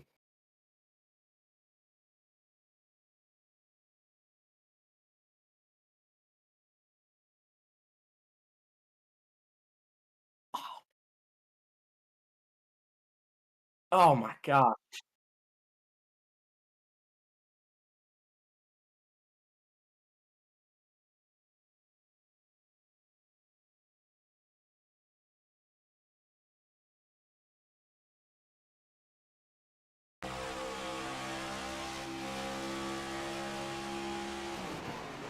Oh man. And right in front of Jordan Fisher, who, once again, just back there off of racing hard. I mean, that, wow, that was a hard hit. I literally at a loss for words there. Eskridge just absolutely clobbered that inside wall.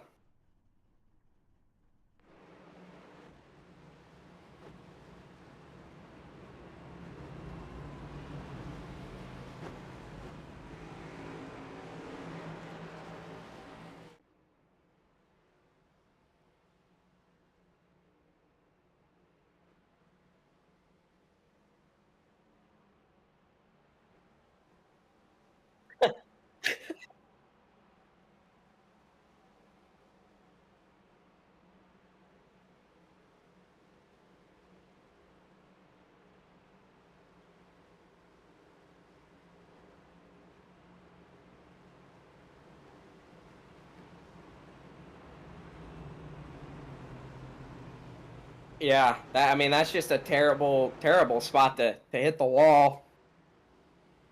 But, man, Christian Zarate, how about his drive to the front tonight? I mean, he's been involved in 2 of the 3 big wrecks. I mean, we've seen some huge wrecks tonight. Maybe not a ton of them like we saw at Darlington, but some massive wrecks. And Christian Zarate's been in 2 of them. He's driven all the way to the front. The car somehow looks pristine, and he just outdrove pretty much the whole entire competition tonight on that last restart.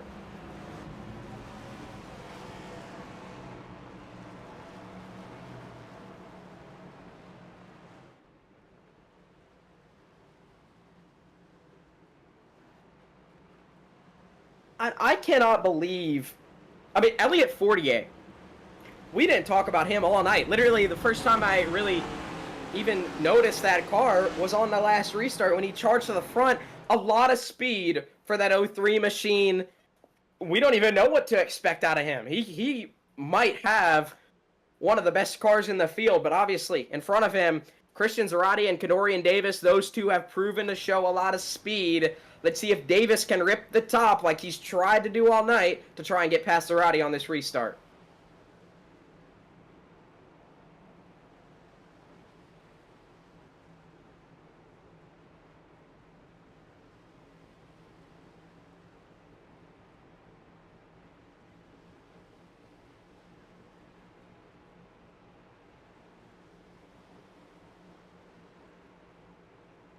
Four more. Kadorian Davis, Christian Zarate. Zarate's the control car. Davis is in the lane he wants to be, I'm assuming here. Into the restart zone. Green flag. Oh! Looking behind. Tyler Helms spun the tires. And I think we're going to overtime.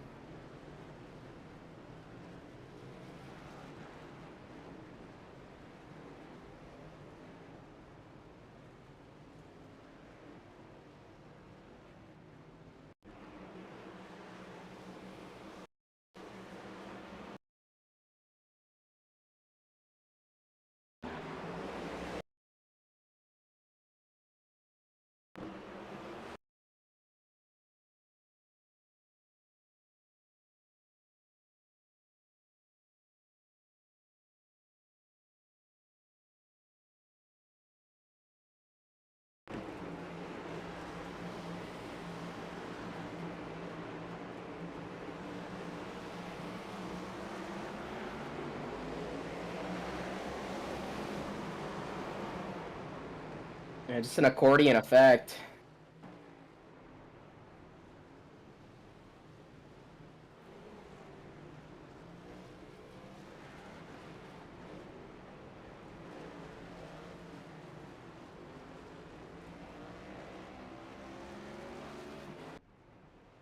This race might be up there for one of the most unbelievable races I've ever gotten the opportunity to call. I mean, it's been an absolute nail-biter at the end of this one. I mean, I cannot... Gio Turpin, unfortunately, involved in that one. I mean, he had such a fast car, like you said. I was excited to see what he's going to be able to do. But involved in that, I mean, that's what we're seeing. We're seeing the cast of characters up front shuffle every restart, almost, it seems like.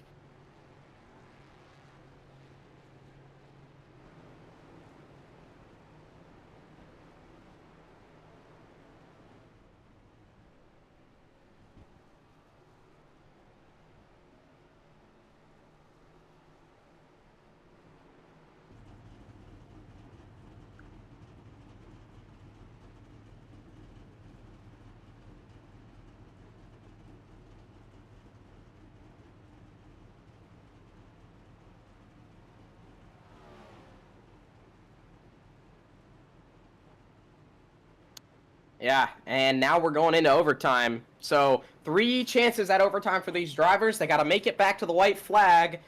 And if they make it back to the white, they will go back to the checker. There will not be a yellow in iRacing. There's no yellows on the white flag lap. But if we get a yellow before your leader takes the white flag, then we will get another shot at it. And they will only get 3 chances. So Christian Zarate, if he wants to win this race, he has a minimum of about 6 green flag laps, or he has a maximum of 6 green flag laps that he'll have to complete, and hopefully it's only 2.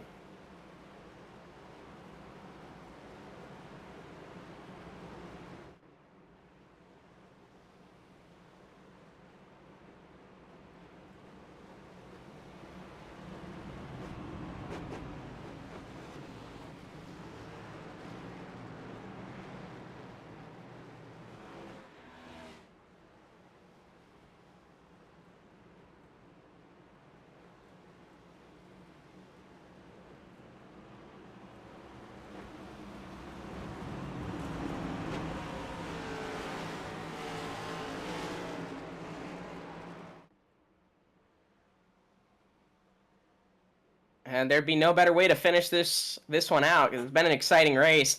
Look back at row 3, Brandon Kiger, Brian White, the 84 and 85, 85 and 84 in that order. They have silently gotten up here. Kiger, I kind of seemed like a middle-of-the-pack car the majority of this race. He is now inside the top 5. What is he going to be able to do? I mean, obviously, he's got a lot of speed. He's your Daytona winner. Let's see if he can maybe get his 2nd win of the season.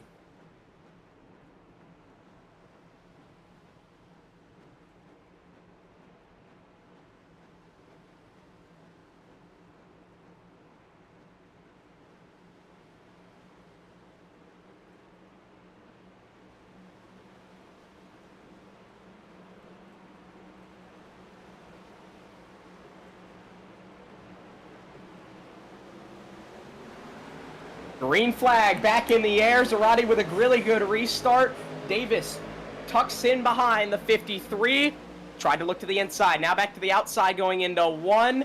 Davis car length off the rear bumper of the 53 machine and losing a little more on the exit of the corner. Down the back straightaway. Contact down the back farther through the field. Everybody holds on to it.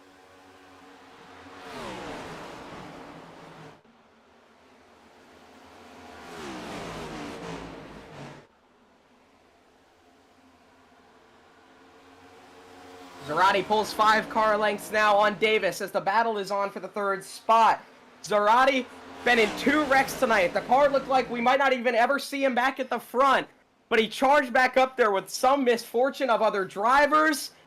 And now into 3 and 4, only 2 more corners for him to win.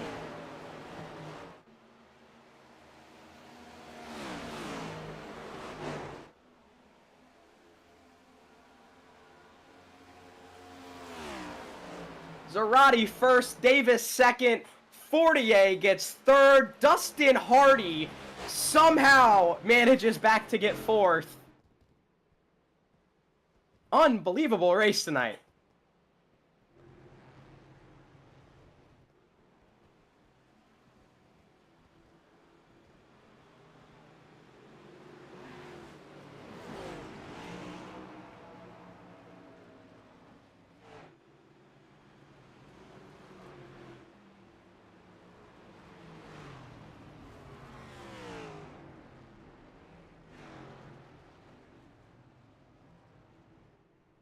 Yeah, and it looked like Tyler Helms. Tyler Helms had some contact with Zarate after the race. I'm not sure if it was a angry contact or if it was a congratulations contact. It looked a little heavy, but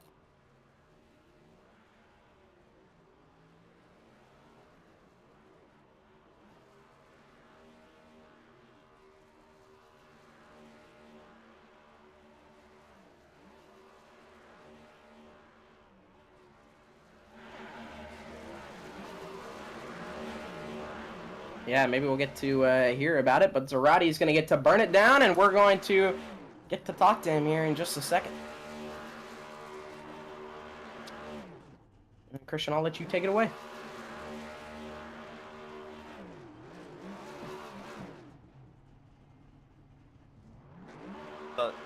What's his name?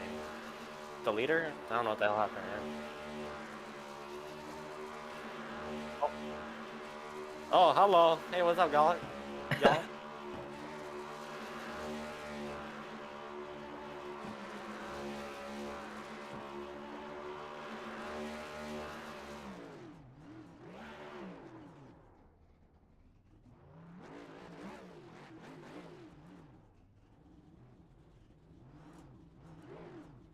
Well, I kind of hit the pooper in qualifying.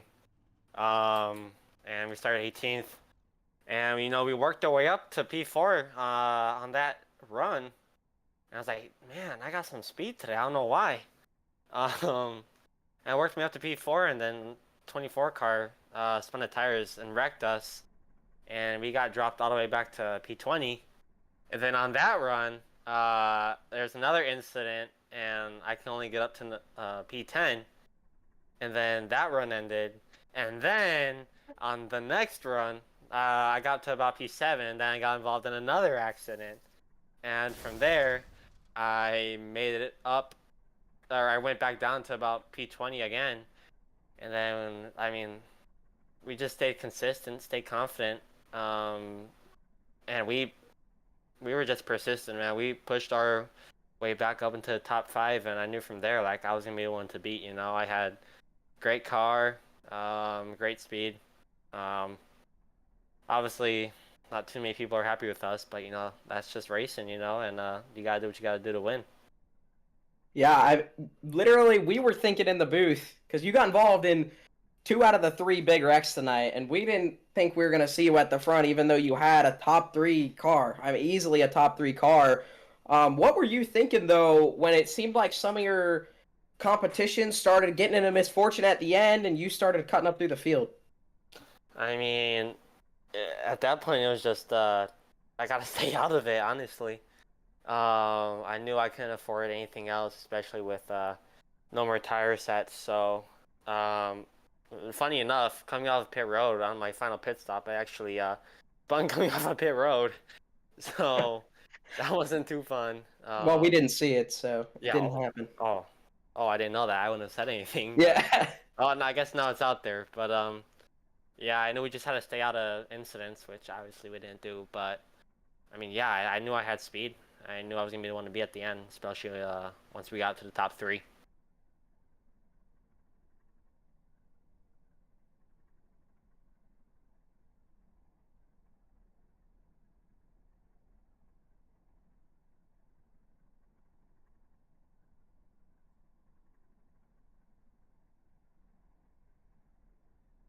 I know I'm faster than him. I knew I was the fastest in the field at that point. I didn't really care where I ran. I didn't really care where he ran. I knew I was gonna win as long as I didn't make any mistake. And I didn't. I ran the top lane, I think, in the last 2 corners just to, like, let live, I guess. But, Yeah, I mean, I knew I was the one to beat, especially there at the end.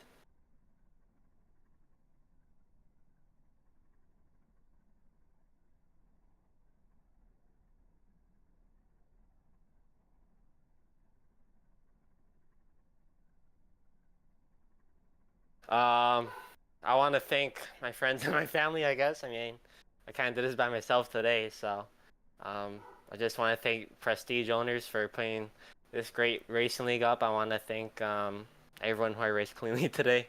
I want to thank you guys for coming out. And screw Chase George.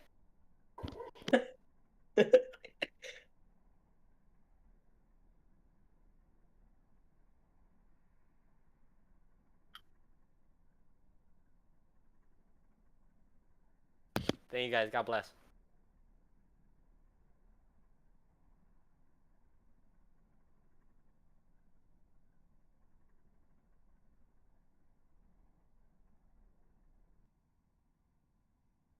Hey, Condorian Davis, it's Peter and Christian up in the HVTV booth. You got us? Yeah, I got a copy. Well, a great run from you tonight. You obviously had a lot of speed all throughout the night. Really didn't leave the top 10 the whole entire race. What else do you think you needed there at the end to beat Christian? I really needed some clean air in the right position. Like if I could have restarted as the leader, I believe I had the race won. But things just didn't go the right way.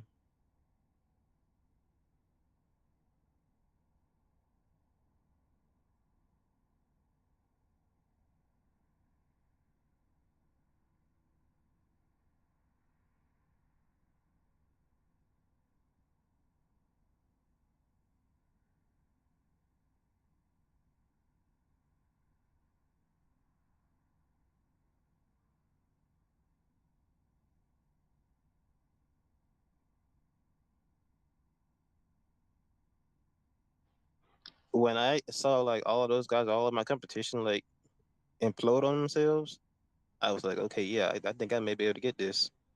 And out of nowhere comes Christian, and he got the strike position, and it just the 30 air, it just it kept me back.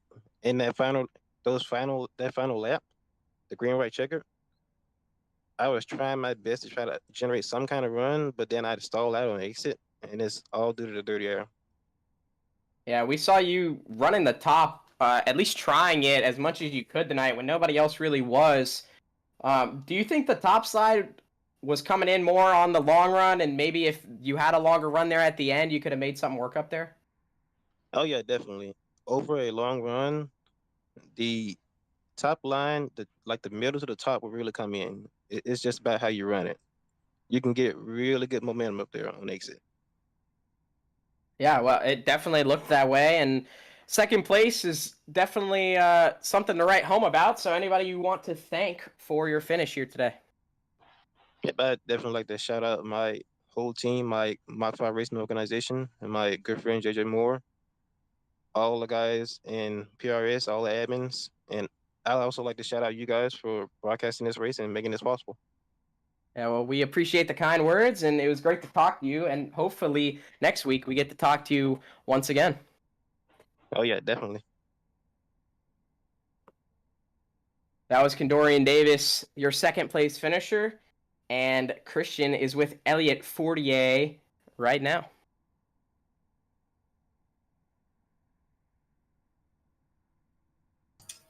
Ten four.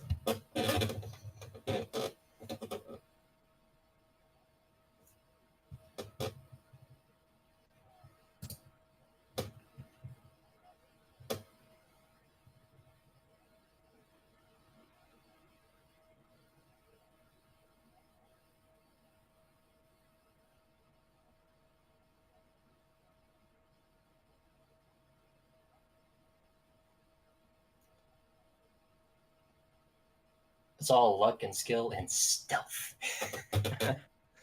But overall, as for my debut tonight, wasn't really expecting much. Wasn't really expecting the top three at all. I was just here to just say, "Hey guys, I'm here to race." But it was just a good night overall for this Shadow Labyrinth Chevrolet. Really looking forward to doing more races sometime soon. Yeah, and we, I mean, like Christian said, we didn't really talk about you that much. And once we saw you on that one restart where you went from 8th to 3rd, we were kind of like, wow, this guy has some serious speed. We were talking about the Christian Zeratis and the 39 machine all night, but we didn't really talk about you. And now you have that speed. Do you think you can keep it going as the season goes on?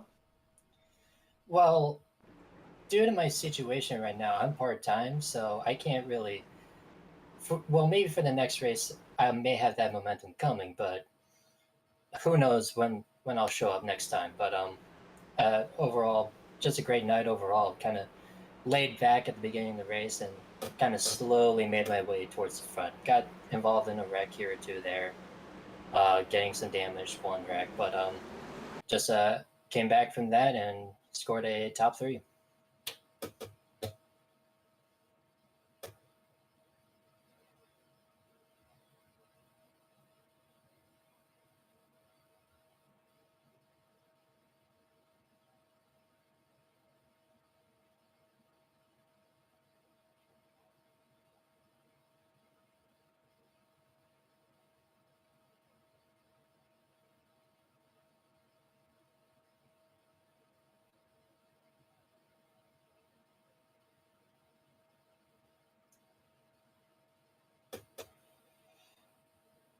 Well, obviously, for my sponsors, I want to thank Shadow Lab, of course. I want to thank Bandai Namco, Razer, Sega, Snap On Tools, Mobile One, Budweiser, Gatorade, and Menards.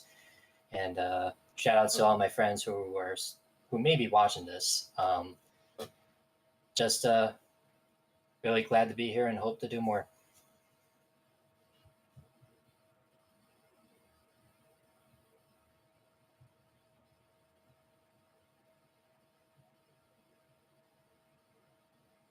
Thank you very much. You all have a good night and stay safe out there. Eat healthy and try not to get.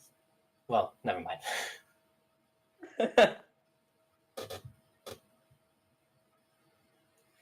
Thank you very much.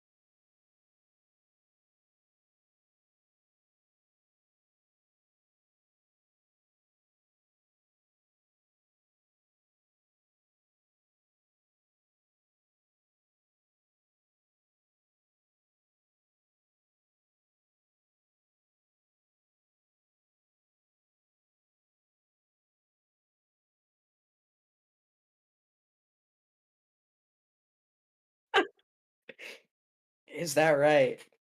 Oliver Quinney gets 11th. Brian White in the 12th spot. Blair Saunders, we saw him up front right at the end of that one. He's going to end up 13th. Justin Wilkes, 14th. Brandon Kiger, 15th. Eli McDonald, 16th. Jordan Fisher, a heartbreak of a night for him after leading a ton of laps early. He's going to come home 17th, 4 laps down. Chris Emerson, 18th. TJ Hanley, 19th. Alex Eskridge, 20th after that big hit to the backstretch wall.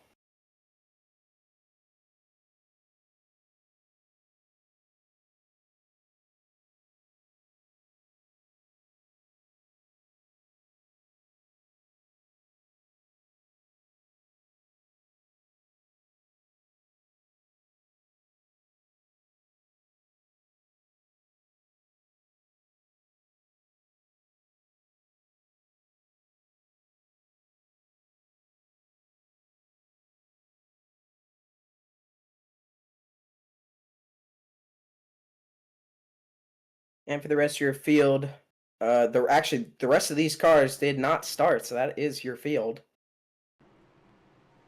And that is your race results.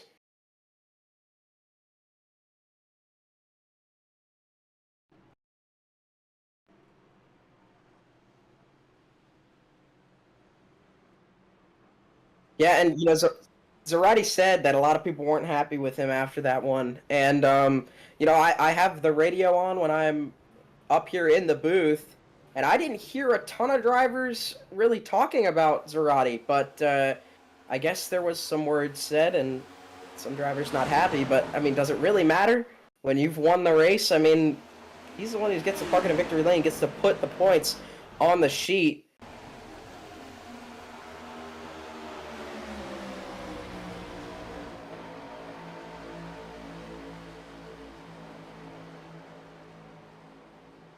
I mean, he slides up a little bit. That to me, that is a kind of just a racing incident, you know.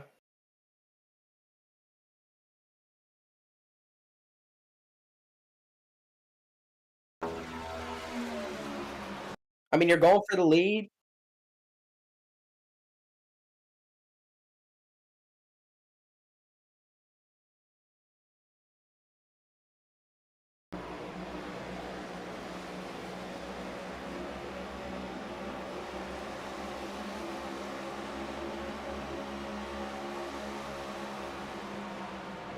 And you know, Zarate. Oof, I didn't know he actually made contact. It was kind of hard to see that on the camera we had. I think if we were to go back, Zarate kind of walls the 48 of Helms going into one, and that might be what Tyler Helms is a little upset about. Um,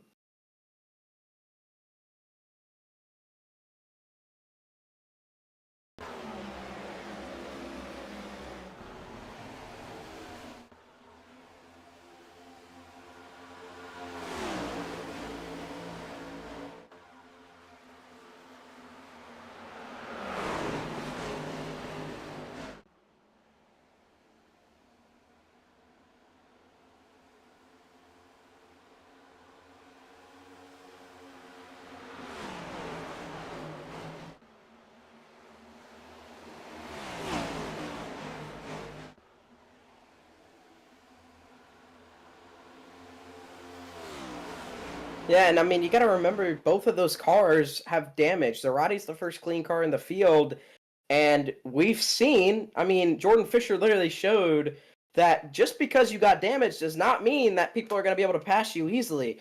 So I think Zarate, it's the end of the race. He's taken the gaps that come to him, and I mean, unfortunately, there's contact, but I feel like you can't blame him. I mean, he did what he had to do. And it's unfortunate that we didn't get to talk to Tyler Helms or Jordan Fisher after that one because they both had very fast cars. But Christian Zarate, again, he did what he had to do and he got the win.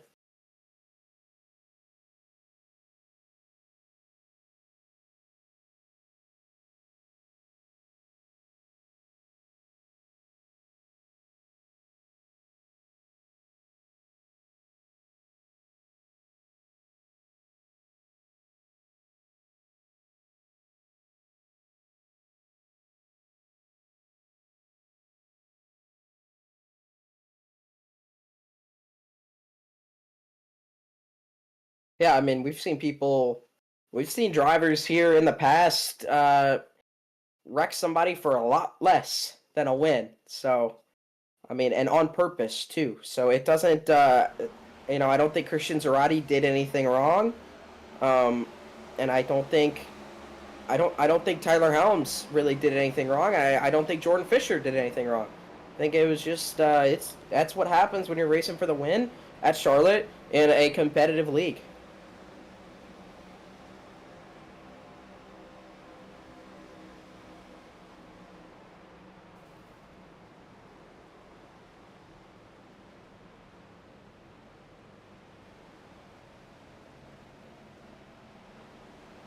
Yeah.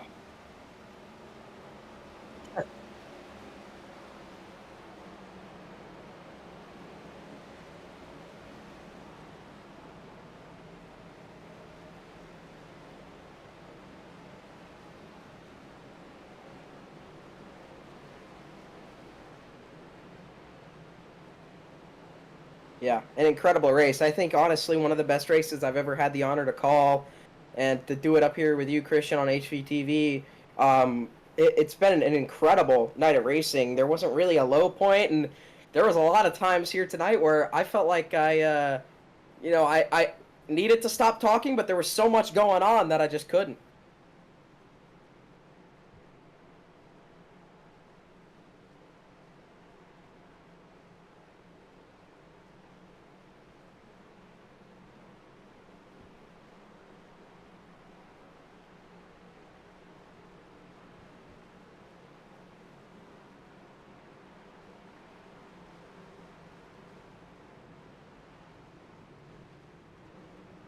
Yeah, the Skimmerhorn Classic did not fail to disappoint tonight.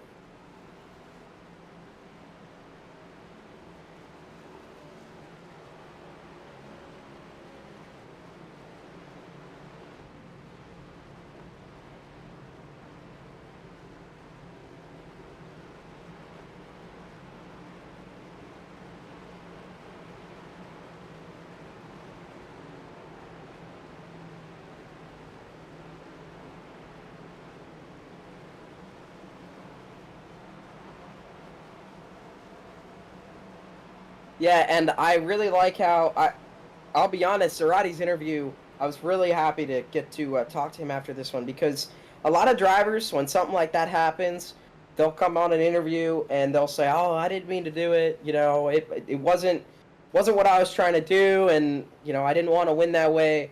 But Christian Zarati, he doubled down. He said, "There's people that are not happy with me. A lot of the field is not happy with me after this one, but we won tonight, and we had to battle up through the field. We had our own trials and tribulations, and he straight up said that he was the fastest car." And I mean, it's great to hear when a driver is just straight up honest about it and doesn't try to sugarcoat.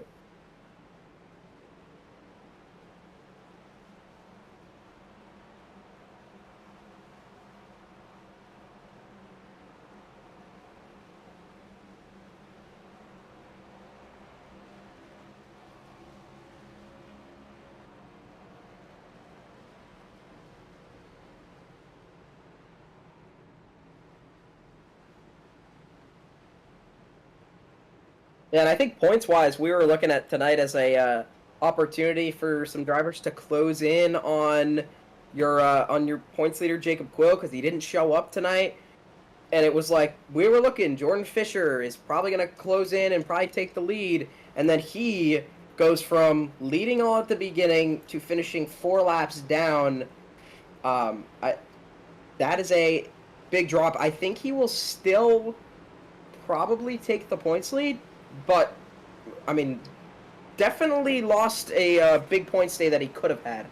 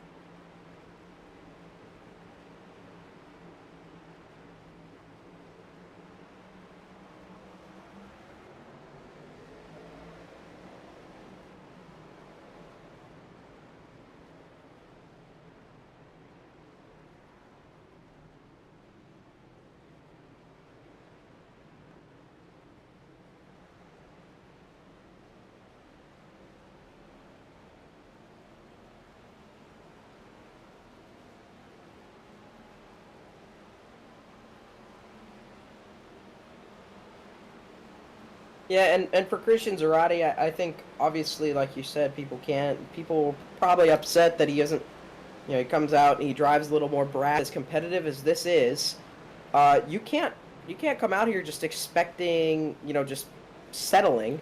You got to expect to win if you want to run up front. If you want to win, I mean, why else show up? You know what I mean? So, I think while definitely some people might be upset about that, I think Christian Zarate has every other right to be out here and every other right to race for the win.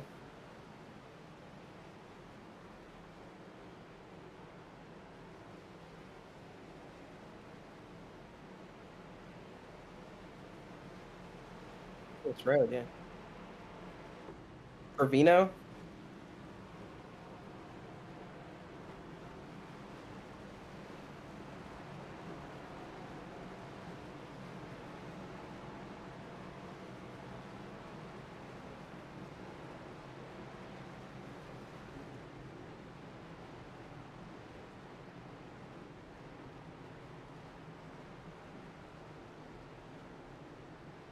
normally they are up front, and they're all three of them are a force to be reckoned with. I mean, especially Trevino and Quill, they've had some great runs, and Nicholas Road has shown a lot of pace in that 3 machine as well. But I mean, Quill speed performance, I believe coming in they were leading the team standings, and now they are much farther back.